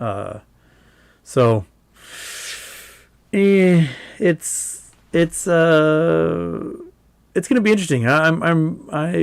Most I can do as a powerless person who has like a couple thousand people who watch YouTube videos of mine is sit back and watch. The one benefit is I teach at a community college, and when the economy takes a dump, people go back to school. So I might get more classes to teach. It might help me. I don't know in that respect. But the people who work in bars, when economy's popping, people are drinking. When the economy's in the shitter, people are drinking away their sorrows. So if you work in bars, usually pretty good. There's so many weird things that can go wrong in the coming months as a result of corporate debt, the bond market, the naked shorting. I've been getting all these weird ads on my social media for these, what do they call it? Landlord loans, where they don't look at my credit score, they don't look at my income, they don't look at my assets, and they just like, hey, do you want a 4% loan to buy a house you can't afford as long as you promise you're going to rent it to somebody? And I'm getting hundreds of them a day. That's telling me that, the mortgage sellers are probably like, hey, short-term gains. I can make these, generate these mortgages, package them together, sell them as securities again. And what they've done with these mortgage securities is they don't bundle all the mortgages together now. Now they bundle them with car loans and credit card debt and school loans. So these amalgamations of debt. I don't know if they thought maybe, hey, if we branch out from just mortgages and we package it with all sorts of debt, that might be a way of making sure this stuff doesn't crash. But we have so much debt in America. I'm not sure what it's like elsewhere, but we've got, like $1.7 trillion in student debt that no one can pay on. I was at a 3-year-old's birthday party on Sunday with friends, and one of the women there, she's the child of immigrants from the Dominican Republic. She's the first person in her family to graduate high school, let alone go to college. So she got into a good college. She's a very smart person. She got into USC for undergrad and then went to Yale for graduate school. And when she graduated, she had $130,000 in debt because she's the child of poor immigrants. They don't have money to pay for the good schools. But if you want to advance in life, you got to go to these good schools. She's been paying her debt for 9 years since she graduated from her grad school and working and doing stuff the whole time. She started with $130,000 of debt. 9 years of paying, she now has $210,000 in debt because she never once was able to touch the principal and pay that down. And for some reason, the way these loans are organized is that they intend for you never to be able to touch the principal. That your minimum payment and beyond will only cover a portion of the interest that is generated each and every month. It's a stupid system. And, with one stroke of the pen, Joe Biden could be like, student debt's gone. And all of a sudden, you have 100 million Americans that are freed of this stupid debt that can never be paid off. Unknown, oh, thank you for the super chat, Unknown. And, we should be making state schools, public schools free. If it's a public college and you qualify to go there, you should go for free, just like they do in Germany, just like they do in Norway, or at least nominal fees or something. There's no reason that the people who can't afford to go, who need college education the most, get saddled with this huge amount of debt, and then the only entry-level positions out there for their careers are these unpaid internships, where they're expected to work for free for a year. The only people who can work that stuff are the people who had college paid for themselves and have a trust fund. And that's the only way you can enter your fields of study and get the experience you need. And we have a dumb system in America, and I hope that if anything comes of the impending doom that's on the horizon, that we actually fix this shit. It pisses me off beyond belief that this system is so stupid, and we burden our young adults who have no experience and no jobs with so much debt when they finish their education that they never climb out of it. And never will. I mean, I know people that are in their 50s that school was a third the price or even less of what it is now, and they still can't get rid of their student debt.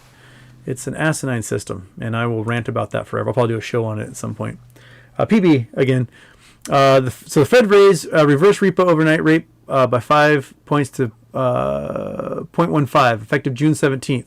The Fed fund rate is unchanged at 0.25. Okay, thank you for updating me on that. Awesome. So the reverse repo rate up a little bit, but the regular rate not so much. That tells me that my brain says that's going to hurt the banks a lot, who are going to get short squeezed on these bonds. The math in my head, the quick estimation, is telling me that they might get short squeezed even more. That's the Fed doing weird things. All right. Maybe they want all their members to die. Okay. Oh, shoot. This reset again. Someone was asking a question. SM, happy birthday. It's not my birthday. It was Monkey Butt's adoptiversary on Saturday. It was 5 years of being in my life, a little monkey butt. Okay. Lots of people wishing me happy birthday. My birthday was a month ago, but I did have a happy one. It was a really lovely day. Morty Smith, have you seen the huge buying, more than 50K on GME strike 12 and 16 puts on GME today, expired July 16th? That's weird.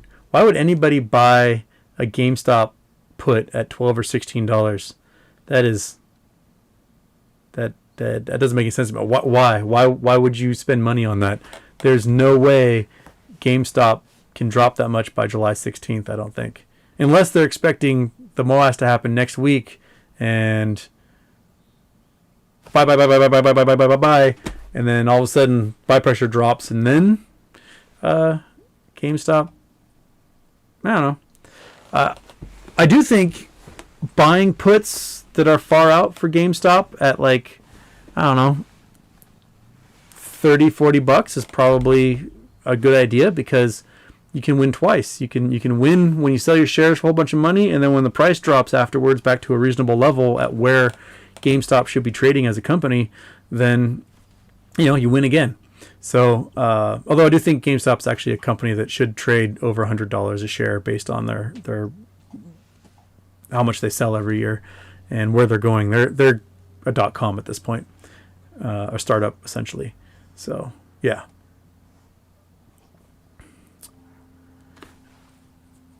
This is from Nick NYK.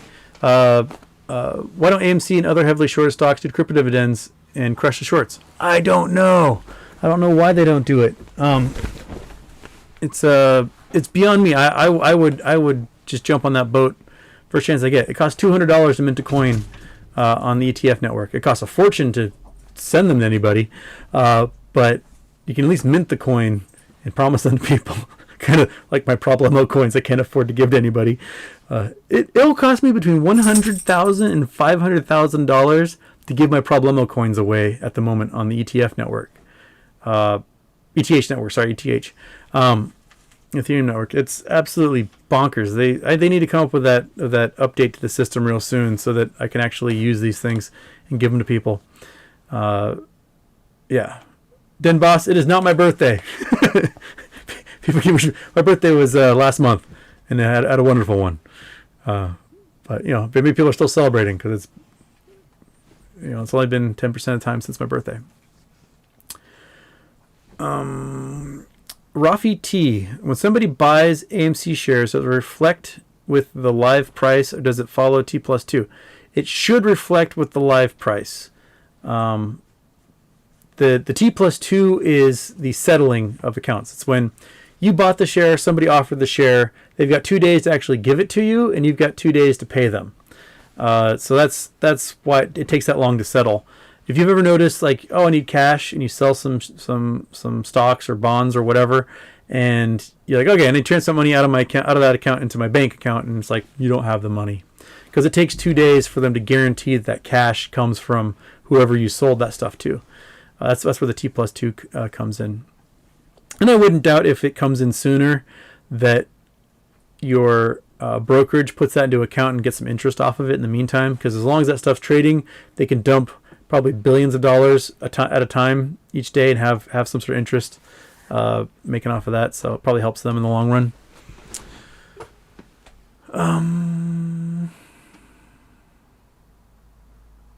Greg T, did you say you lived in Serbia? I did not live in Serbia. Someone else was saying on the chat that they're from Serbia. I've always wanted to go to the Balkans. Mainly I want to go to Croatia because I want to go sailing down the Dalmatian coast. But I lived in Austria at one time.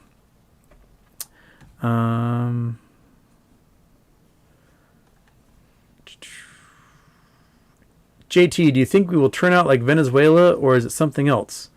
Well, Venezuela is the way it is because of sanctions against them. Up until 2014, Venezuela had some of the fastest, highest growth in their GDP of any nation in the world. And then we slapped them with a whole bunch of sanctions, and they've been just hurting ever since.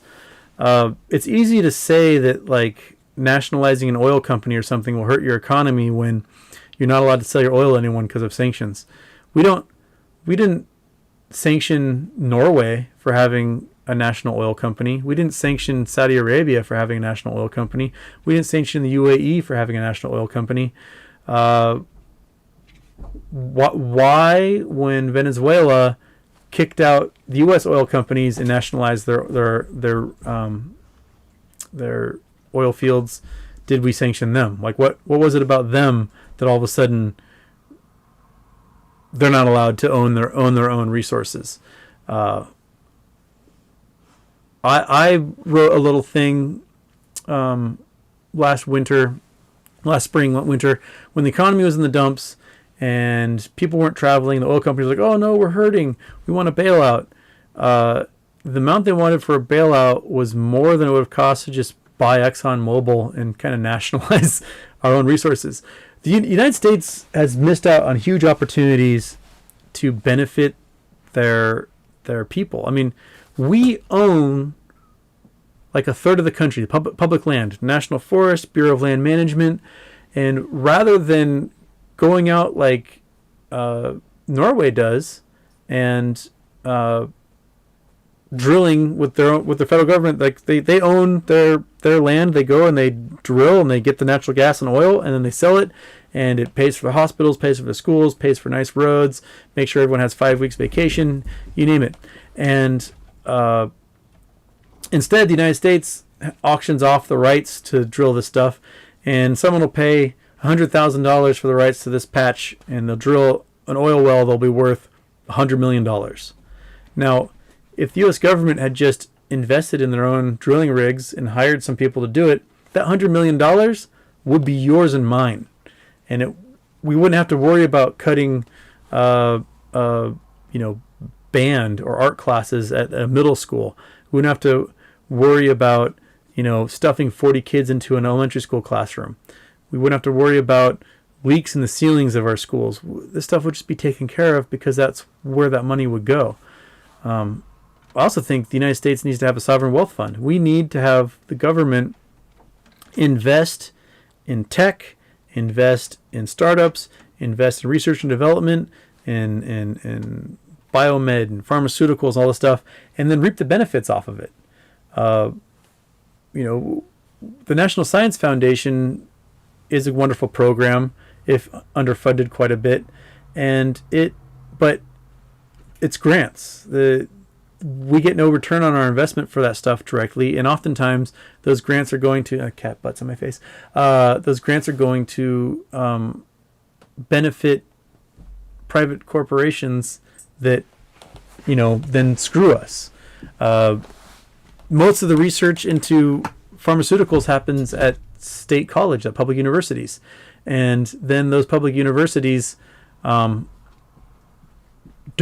necessarily own the research that was done, and it goes to some pharmaceutical company that gouges us on the price and then claims that they need the money for their own research when they're not doing their own research. And the cat and dog are now wrestling. Ow! Oh, my thigh! Kitty cat, that is so sharp and put holes in me. They're having a great time now. And now I'm bleeding through my leg. Thanks, kitty cat. Okay. Hey, Sam! It's my cousin Sam. Sam, you don't have to pay me. Random space question. Why have we never added a spinning section to the ISS to simulate gravity? Is it strictly financial or also practical? Oh, man. I would say it's probably financial. I'm not sure what effect having a gyroscope like that constantly going would do to the orbital path of the ISS. I'll have to look up exactly how you'd build it to not affect that. But yeah, adding a gyro to the space station will be an excellent proof of concept as to whether they can simulate gravity. Good question. Good question, Sam. Why haven't they done that? Hey, NASA, get on your shit. Do it. Figure it out.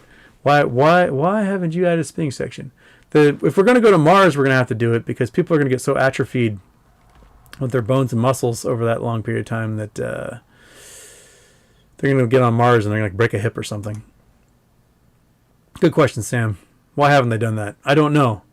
Might be financial. Might be hard to get enough parts up there to do it. And at this point, I'm not sure how much longer the space station is going to be in orbit. Might be reaching its expected life expectancy there. Okay.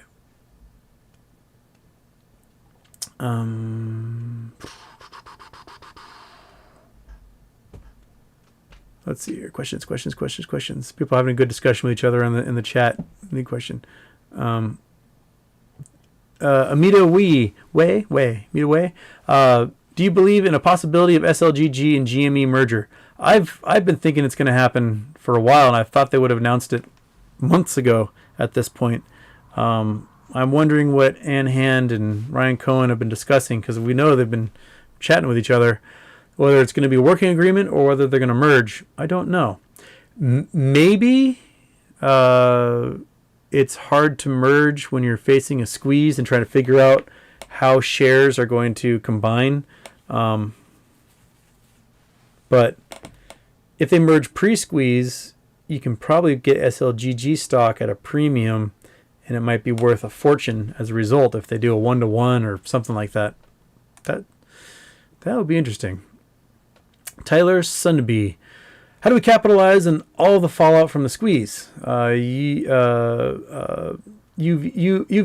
it's one of the VIX funds. Something else I could invest in. You said something before about blue chips. Yeah, I think, to describe this again, they're the assets that the hedge funds have, and when they get margin called, they have to liquidate those. And those assets are treasury bonds, municipal bonds, corporate bonds, blue chip stocks, index funds, all these fairly stable growth investments. And when they liquidate them, they dump them onto the market. And I think to kind of keep that from crashing the market, some of these rules that have been passed by the DTCC and their subsidiaries is allowing auctions to happen so that a healthy fund can purchase the assets of these funds essentially in the dark pool and keep that from affecting the price of the market as a whole. But there's going to be so many auctions that, if this fund over here wants to buy these assets at a premium, they'll do that. And it will reduce buying pressure anyway on the regular market. And we might see that stuff trade sideways or drop in value. And, if so many of these hedge funds go belly up, there might not be enough bigger funds out there to purchase this stuff. And they may have to liquidate them on the open market.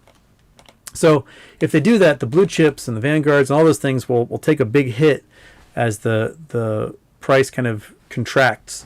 And it would be a good opportunity for us to use our winnings off of our meme stock buys to then purchase those blue chips and other more stable stocks, because the price will go right back up again eventually. And I forgot to take a drink of water for a while.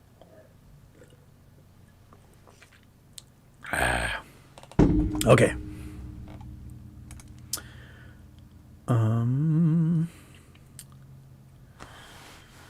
Falco, are we looking at mass homelessness more than we have now? Will inflation from non-stock printer go burr, kill families?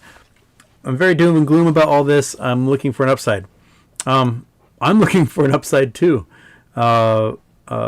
My second podcast was all about, trying to solve homelessness with the national healthcare system and universal healthcare, and we've done nothing except exacerbate the problem. All we do is we produce more people, make things more expensive, and we haven't raised the minimum wage in 20 years.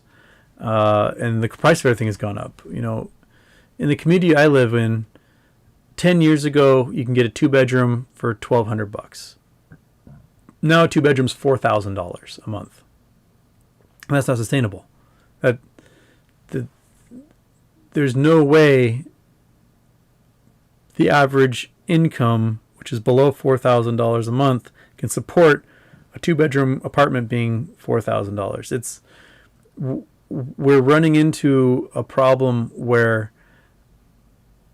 people assume constant growth in everything and price it that way.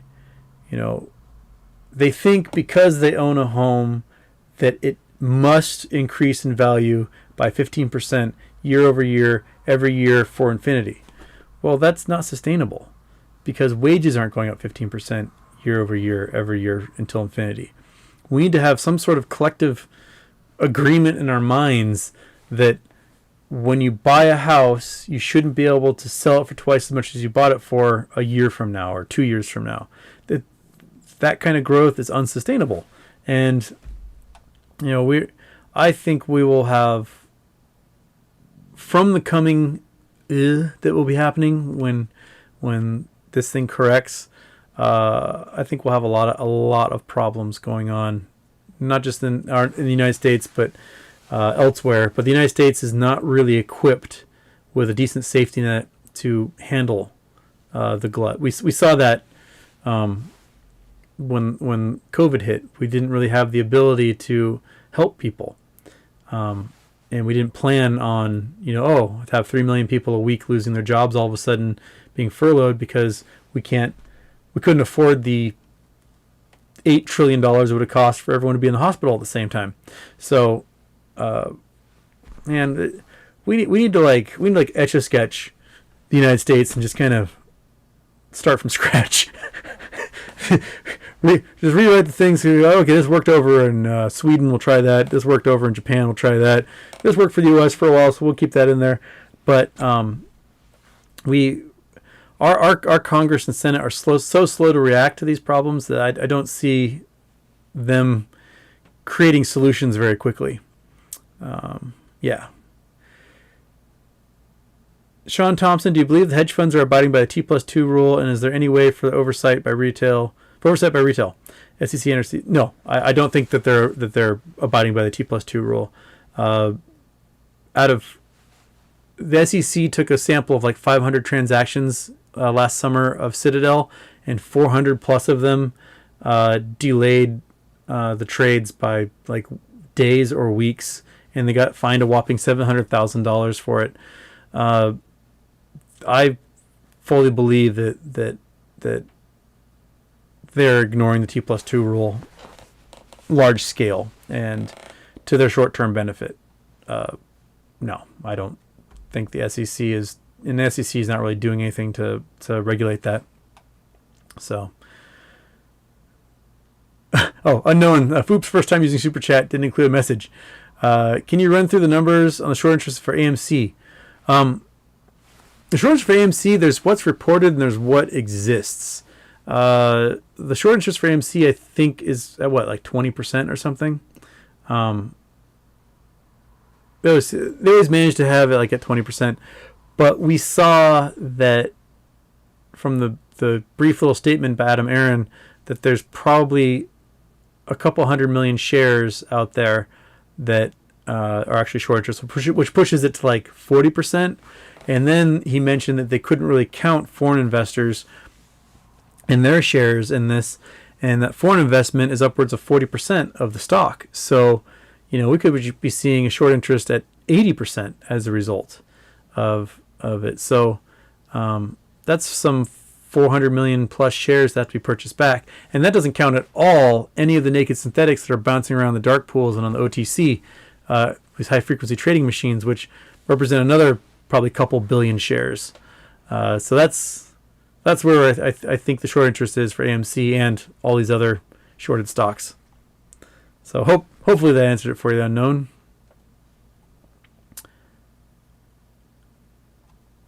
Even when you call the bribes fines. Yeah.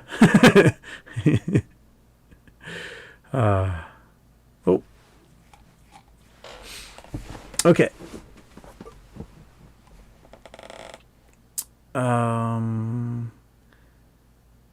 Broger's-san, once Gamma Squeeze start and the price of shares starts getting higher, and how much buying pressure is needed to keep the feedback loop? Oh, I didn't already answer that one. I may have just gone over that one again.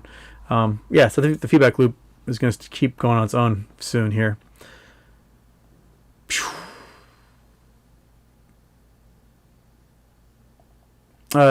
Jim Bean, do you think GME has already completed the share offering or is just about done? No. The last time they offered shares, they announced the right to offer shares, and I think they announced that they were finished like a month later. They're smart. They'll do it slowly over weeks because they don't want to suddenly kill the buy pressure and drop the price, because they want to be able to get as much out of it as they can as well. And who knows? Maybe they're waiting for it to get back to $300 again before they continue selling more. I don't know. Because, it got up almost to 350 again last week before it got super attacked by the shorting of ETFs.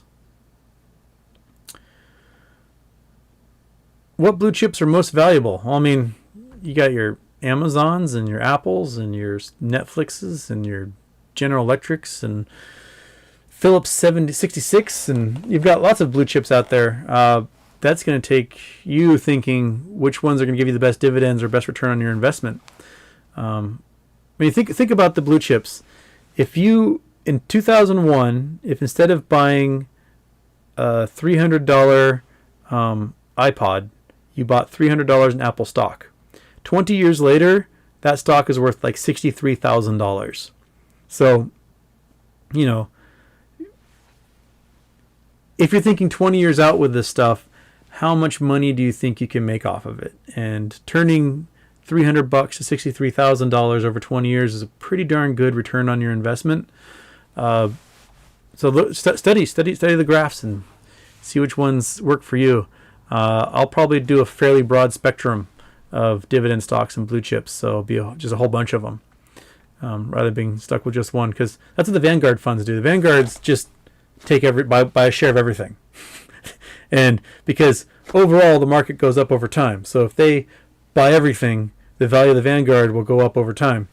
And I will follow that model, because as long as I don't have to think about it ever again, and I can live off of whatever the dividends are and interest, then I can take care of my other hobbies. I can build stuff in the garage. I can go for long walks. I can party in the desert.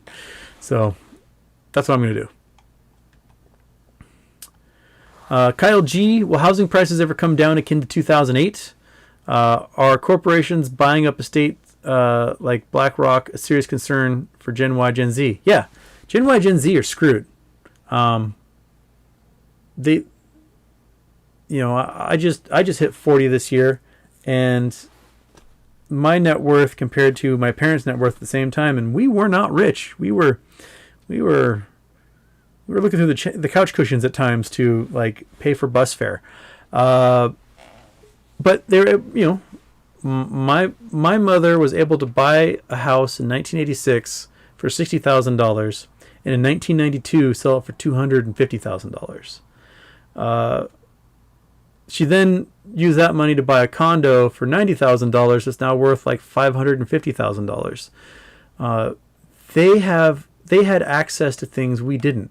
My father's entire 7-year college education, right? 7 years of going to school to do mechanical engineering and architecture. His 7 years of school total costs less than 1 month of my student loans. The boomers had advantages that we never will. They got pensions. They had unions they could join. They had their school paid for. For us to be born, my bill when I was born in 1981 was $280. That's how much it cost to birth a child in the hospital in 1981. Today you're looking at $30,000 to give birth to a kid. Everything is stacking up against Gen Y and Gen Z for the ability to invest in real estate, to retire eventually, to invest in retirement funds. Jobs are drying up because the boomers won't freaking retire. We're graduating more and more educated people. Gen Y and Gen Z are the most educated generation in history. We know more about anything than anyone else, and we can't use it for anything. The system's broken. And what's happening in the U.S., has happened in developing nations for years. Hey, buddy. Hey, no bones. No bones. Has been happening in developing nations for years. And, Tunisia before the Arab Spring. I was in Tunisia in the fall of... Hey. No chewing on bones. No chewing on bones. Come on. I was in Tunisia in the fall of 2010.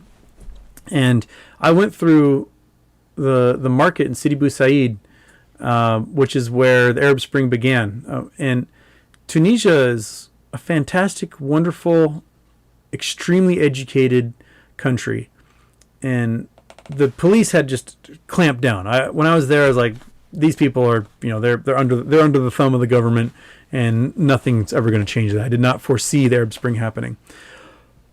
The problem with Tunisia was that, they modernized, they educated everyone, and then there were no jobs for them to take. So unemployment for people under 40 was like 50%. And in the market in Sidi Bou Said, there was a man who sold oranges. He had a little card table, he had a bunch of oranges, and he would sell them to people, but he didn't have a license to do it. He was selling these oranges in the black market. The dude was an industrial engineer, had a master's degree, and the only way he could support his family was selling these oranges on a card table illegally in the middle of this large market. Well, the fascist police came along and took his oranges and broke his table and said, "You can't do that. You're not paying your fines and your fees." And this highly educated engineer lost everything. He had nothing left. Every last dinar he had was spent on those oranges, hoping to sell them for a profit so he could keep his family fed for another day. And he had nothing left. And so he went to the police station and lit himself on fire. And that started the Arab Spring. It launched, riots across 11 countries over the span of just a few weeks, and overthrew several governments because they took everything he had. And what we're seeing is the amount of net worth in Gen Y and Gen Z, despite our credentials and education and technical ability and everything else, is so tiny compared to our parents and their generation that, what are we going to do? What are we going to do when the system's so fundamentally broken that a large swath of the working age people aren't getting their share?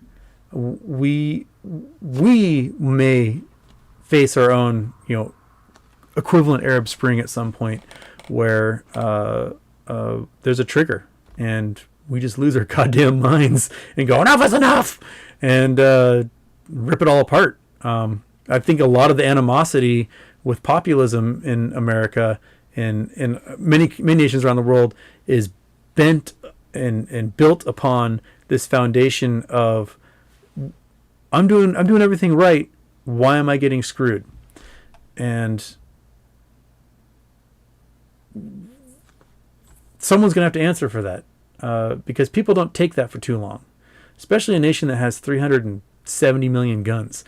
They don't take kindly to not having their wealth. And I was reading an article last year before the pandemic that was about the problem is these huge houses in the suburbs. The boomers couldn't sell them. They worked their dream. They got their big 3,000 square foot house with 3 garages and on their little half acre, and there was no one left to buy them because nobody could afford them. And the houses were sitting on the market for longer periods of time all of a sudden. I think some of that changed with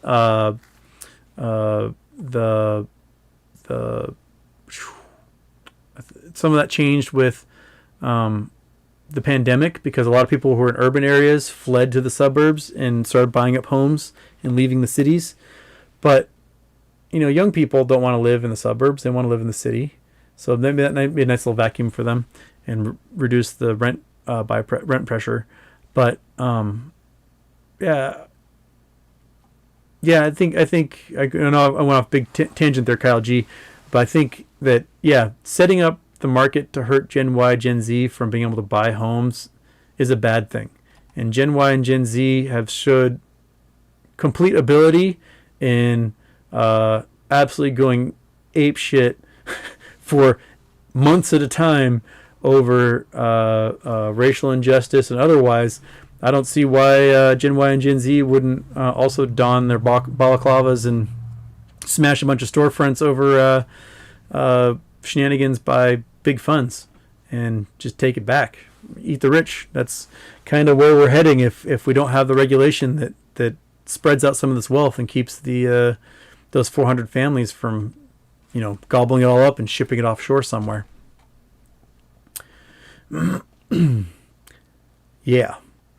Tiny homes become much more popular. Very possible. I mean, there might be we might be calling them shanties rather than tiny homes. Mando, how low do you expect HYG to drop on Friday?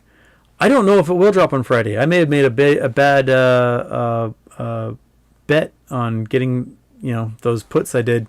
The only way HYG drops is if the Dow drops with it, or the Dow drops and then HYG drops. So if we don't see a sell-off of the Dow, we probably won't see a big drop in HYG at that point.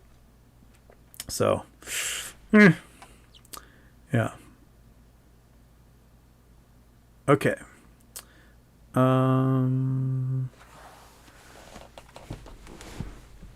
Questions, question marks. Oh, here's a easy to do the Kyle G. Thank you, man. I'll go off on those tangents, and I hope that they kind of cover the question that was asked. Yeah, there's a lot of digging we got to do to get out of this hole.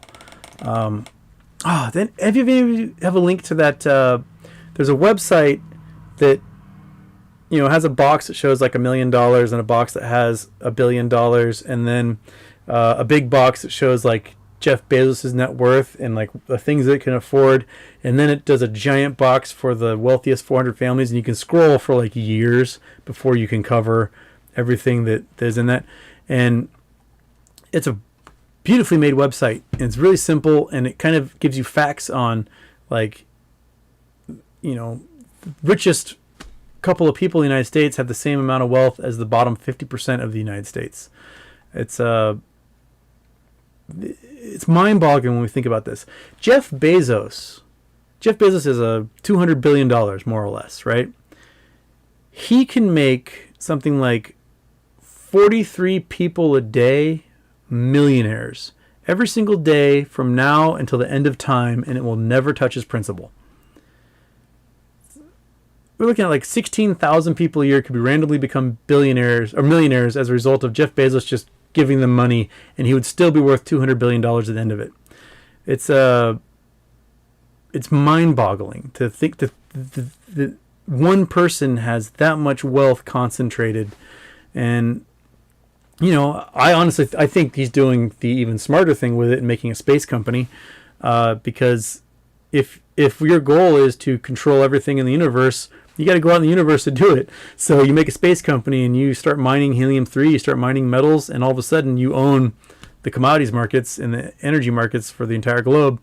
That's a really wise investment if you want to control the entire universe. So can't blame him for that. What I can blame him for is the fact he doesn't really donate to charity, and he doesn't, he pays his warehouse workers garbage. There's no reason you should work 40 hours a week or more and not be able to afford a 2-bedroom apartment. That's just stupid. That system needs to change as well. A lot of people aren't looking to be rich. They just want to not struggle. And we need to have a system set up where we're not struggling all the time. Where, where if you have an accident, knowing that an ambulance ride is going to bankrupt you is a poor system. I talked about this in my kind of first podcast preview. And did we create a society to make people's lives better, or did we create a society to maximize profit and drive revenue? We fundamentally have to ask ourselves that. Like, what's the point of being a member of society if so many of us have to struggle for no reason? The hardest workers I know are working like 3 jobs and barely getting by, and that's, there's this mantra of, well, just work harder and you'll succeed. That's not true. If you're working for survival, you'll never get the opportunity to succeed. You won't, because you don't have the time. You don't have the time for education. You don't have time to devote yourself to the years of financial loss it takes to get a business off the ground. We've created a society that just we're a bunch of serfs is what we are. And, tear it all down. Let's viva la revolution. let's fix this crap and give people the lives that give them stability and comfort, because that's when you get the best innovation. That's when you get the best growth in your economy. Bill Clinton taxing the rich like this much more in the 1990s spurred the greatest period of economic growth in United States history. That was it. All he did was like, we're going to tax you this much and raise the minimum wage this much. And all of a sudden, we had surplus of our tax dollars. We had investment go through the roof. We had consumer buying at all-time highs. And that's all it took, was just that little bit. Dealer joins. For the engine. Thank you. Thoughts on O2 passing Monday? I think Rule 2 is going to put a lot of these hedge funds and the shenanigans they do on notice, because they'll no longer have the ability to hide their positions for long periods of time before reporting happens. They can be forced at a moment's notice to show their books, and that's going to be really important, because a lot of these banks don't necessarily know what's happening with the margin that's being traded under them by these hedge funds. So those are my thoughts. Okay. Jerron P 420, party in the desert with Houston next summer. Hell yeah, let's party in the desert. Micah K, thank you Micah, for the compliment. Yeah. Greg T, wouldn't it be cool if everyone could make their life into whatever they wanted? Heck yeah. We do need people to pick up the trash. We need people to, clean buildings and whatnot. But it shouldn't be a life sentence of suffering for people to do these things. You work 40 hours a week, you should make a living wage. That's my opinion. You should make enough money to live your life, to retire at some point, and not be destitute until you die. That's old people eating cat food was the horror of the Great Depression and why Social Security was formed. And we still got old people eating cat food. That's where we are. Okay.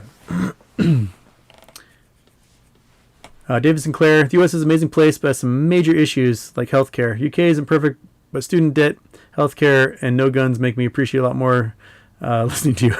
Well, yeah, I was in London 2 summers ago.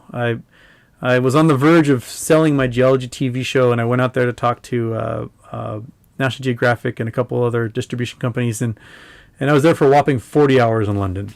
So basically, I landed at noon, completely haggard, took a nap until like 5 p.m. Then I had a dinner meeting with somebody, and then slept again until wee hours in the morning when my brain got all weird. And at 5 a.m. I was like, I guess I'm going to go for a walk.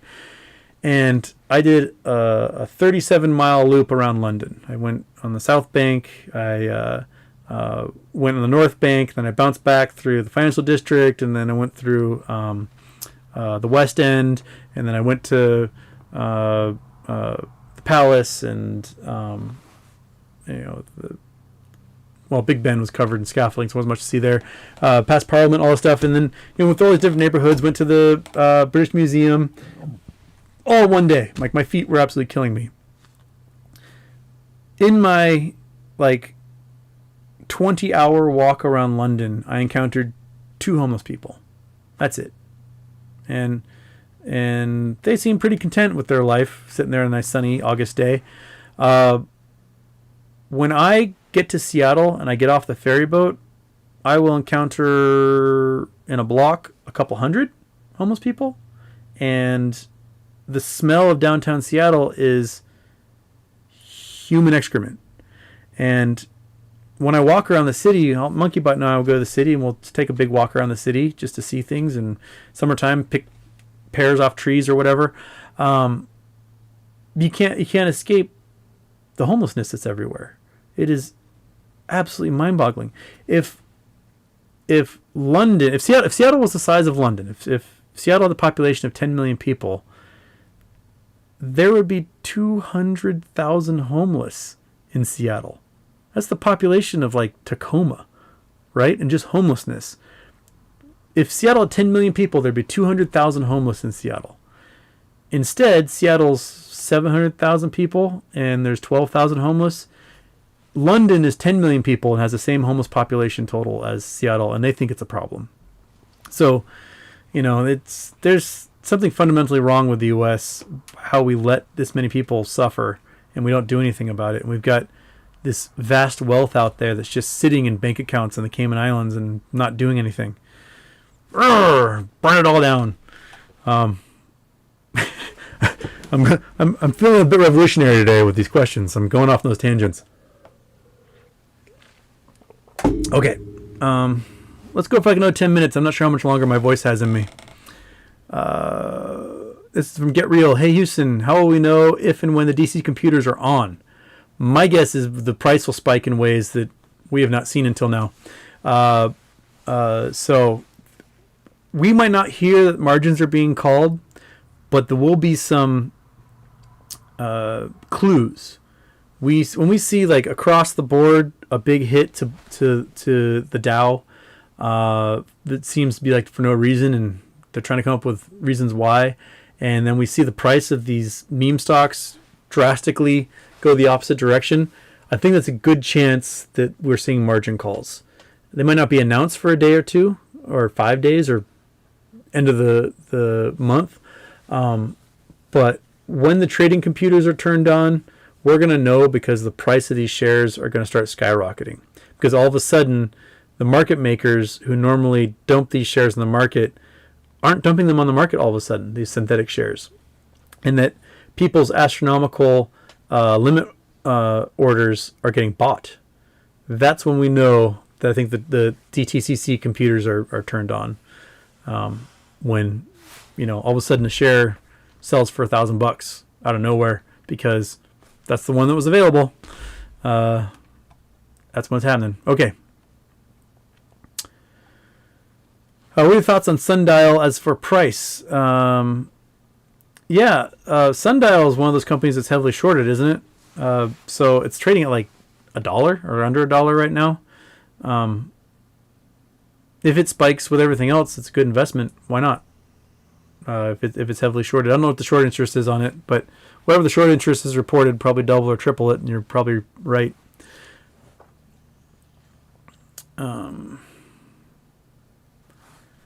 Okay.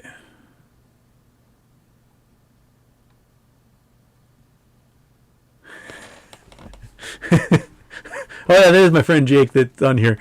He says, "What? You didn't enjoy the jet spray diarrhea on the wall at Target when I was coming downtown to meet me?" So my friend Jake was visiting from Hawaii, and I met him in downtown Seattle, and I was meeting him at Target because he had to go in and buy headphones for his phone, and I walked past a guy that just had explosive diarrhea all over the wall, and man, that's a way to start your day. And then when he got done, he pulled his pants up and asked me for $1. And I was like, "Oh, buddy, I'll buy some Pepto-Bismol maybe." Okay. I'm seeing discussions that the potential crypto dividend wouldn't necessarily trigger MOASS. Your thoughts? Yeah, there was an interview with Josh Hamilton in the Gist by Dr. T. I can't remember her full name. And she said the crypto dividend wouldn't do anything. I don't agree with that. Because the crypto dividend worked for Overstock, why wouldn't it work for GameStop? Yeah, if you are bound by law to pay for the dividend on a stock you borrowed and you can't pay it, you get margin called. So if the dividend is a crypto coin you can't counterfeit, there's no way for you to pay your dividend to the institution you borrowed your stock from, and they have to margin call you. So I don't see how it doesn't absolutely mess with the shorts. I can see that the shorts would say, "Oh, it wouldn't work," to get us to believe it wouldn't, but I think the shorts are dreading a crypto dividend. Yeah, so crypto dividend all the way. That's what I say. Okay.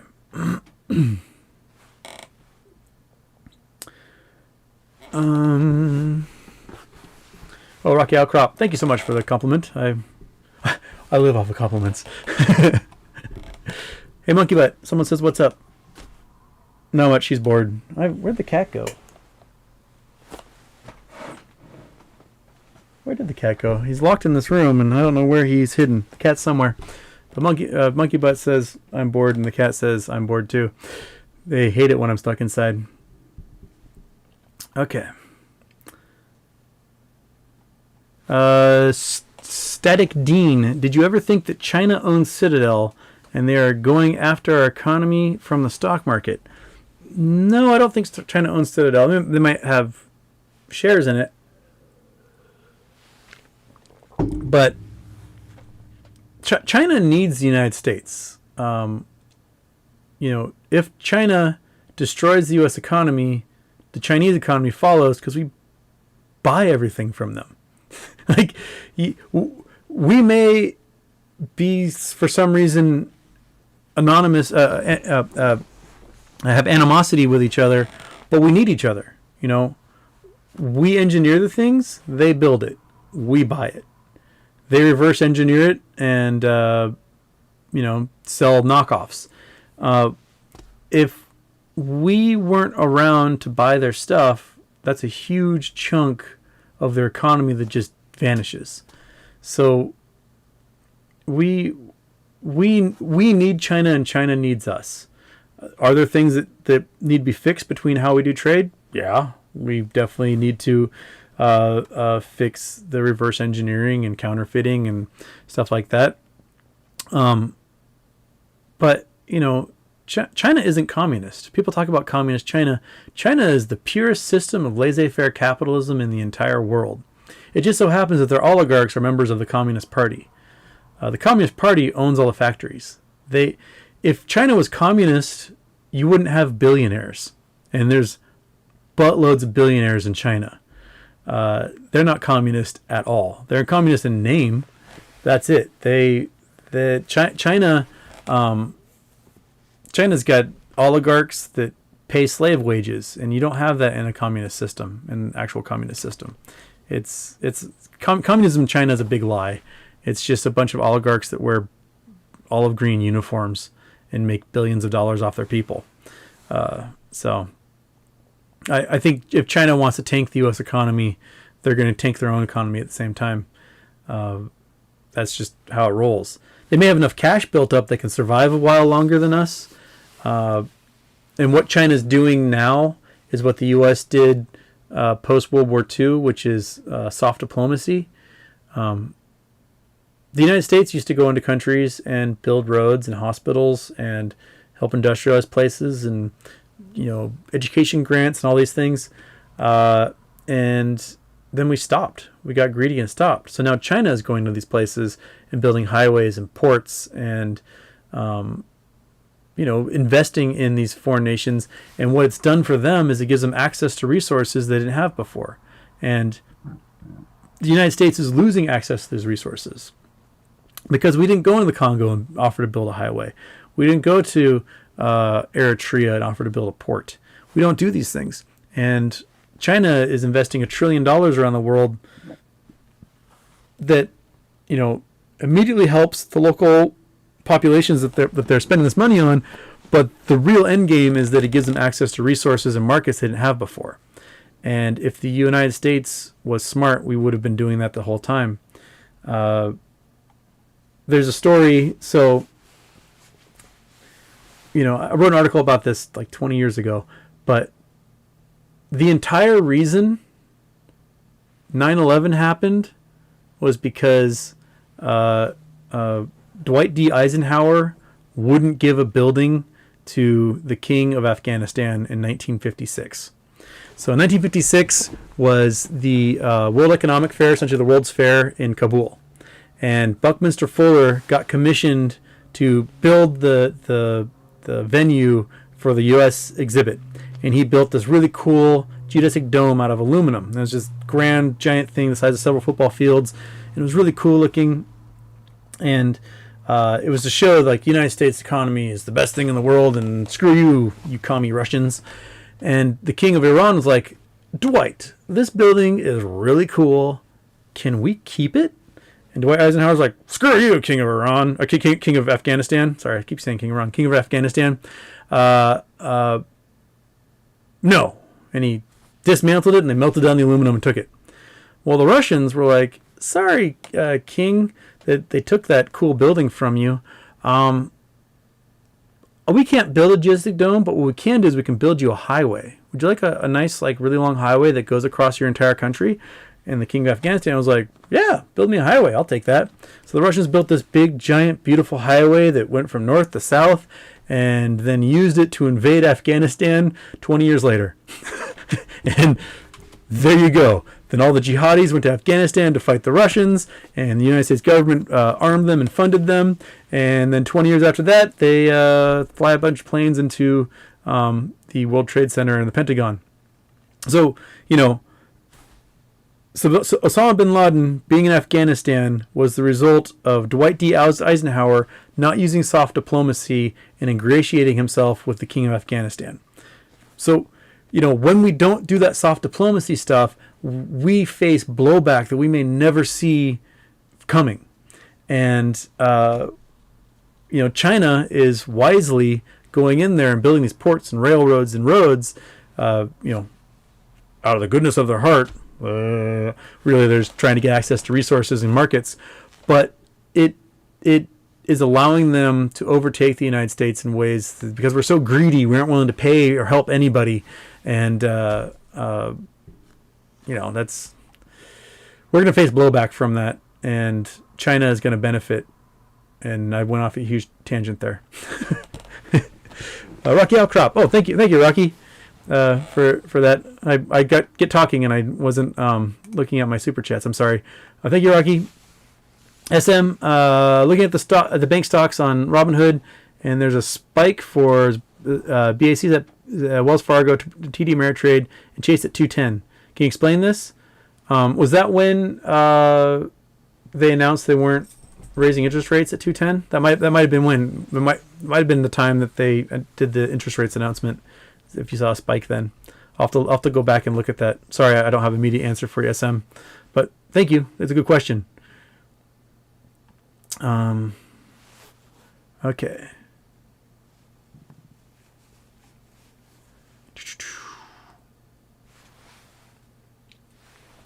Wildflower. Oh, hey, Ali. How's it going?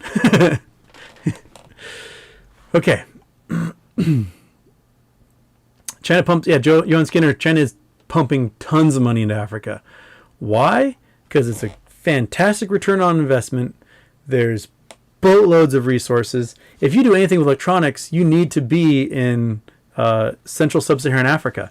That's where all the coltan is.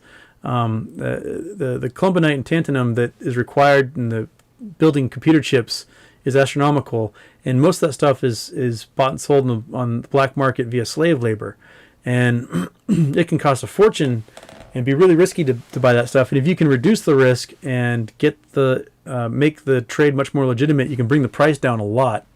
And all those electronics are made in China, and China already controls the rare earths market because the United States closed all of our mines 20 years ago, and yeah, so they're investing huge amounts of money into the market. There's a really cool show that I watched.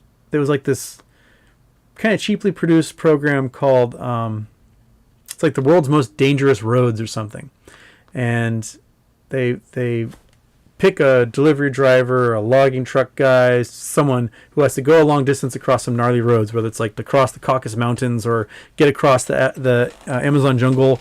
And they did one about a guy in Congo who had to get from one city to another, and the road, it would rain and people would get stuck in the mud for like 2 months with their cars, and then like little towns would pop up because everyone would be stuck there for weeks and weeks and weeks. And one of the things that would come out of the woods would be some Chinese guy with a big like Komatsu digger, and he would dig everybody out, and then the road would continue, and then he'd go back in the woods doing whatever mining or things that they were doing out there. And it would happen time and again. Just some random Chinese guy would show up with a digger and dig everybody out of the road. And now China's actually building legit roads so that these things don't happen. I mean, imagine if in the United States you have oranges in Florida, you want to get to Kansas, and there was a 50% chance that 20 miles from your home you get stuck in mud for weeks at a time. the entire economy wouldn't exist. We'd all be destitute, and you would never sell your oranges, and they would all go bad. So, if you want to make these economies work, you need the infrastructure to do it. And China is realizing that it's a cheap investment for them to get these economies up and running, and they can get these resources. Yeah. Chris T, yeah, butterfly effect. That's basically that's basically it. Nick W, do you believe the government is an ape and is passing these laws to help the MOASS reach its potential? I'm sure the answer is twice every stream. I think the government's probably at conflict because you have got people that are in the pockets of the short hedge funds, and you've got people that are in the pockets of the long hedge funds. And, I'm sure there's lots of debate going on. And hopefully there's someone out there who is on our side who's like, you know what? If we squeeze this thing, that can be hundreds of billions of dollars in taxes that get made off of capital gains taxes from the short-term investments, and let's do it. Yeah. Johan Skinner, Dangerous Roads in Bolivia. Yeah, one of the episodes was about Bolivia and the roads there. I mean, those things are terrifying. It's this wide. You have a giant double-decker bus trying to work our way along a 7,000-foot cliff. No, thank you. David Sinclair for being very interesting. Thank you, David. Yeah, it's an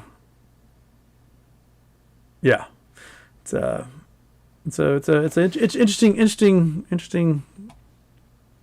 I'm so curious to see how it plays out. That's why I keep saying that my investment in GameStop and AMC and stuff is just an entertainment expense at this point, because I just want to see what happens. Like, what's the trigger? What's the response? How long does it go for? What's the snowball effect? And it's forced me to pay attention to these things in ways that I haven't for years. I haven't really paid much attention since like 2009 when the last crash happened, and being able to like picture this stuff in my head it's just a fun exercise to try to figure it all out. So, yeah. Okay. I gotta get grading done. I've procrastinated for almost 3 hours from getting my grading done. Thank you all so much for tuning in. I might be able to do another one Saturday evening. I'm gonna be interviewing with Trades at some point on Friday. I'm not sure if it's gonna be live or if it's gonna be a recorded show. So look for me on Trades this week at some point. And I hope to see you all then. Excellent. Thank you so much. Have a great night. I need to take this dog for a walk too. She's as bored as can be. And thank you everybody for chiming in and give me questions. Makes me think about a lot of stuff, and it triggers my curiosity as to a lot of stuff I got to read and catch up on. So thank you. Have a great night, and I bid you all adieu.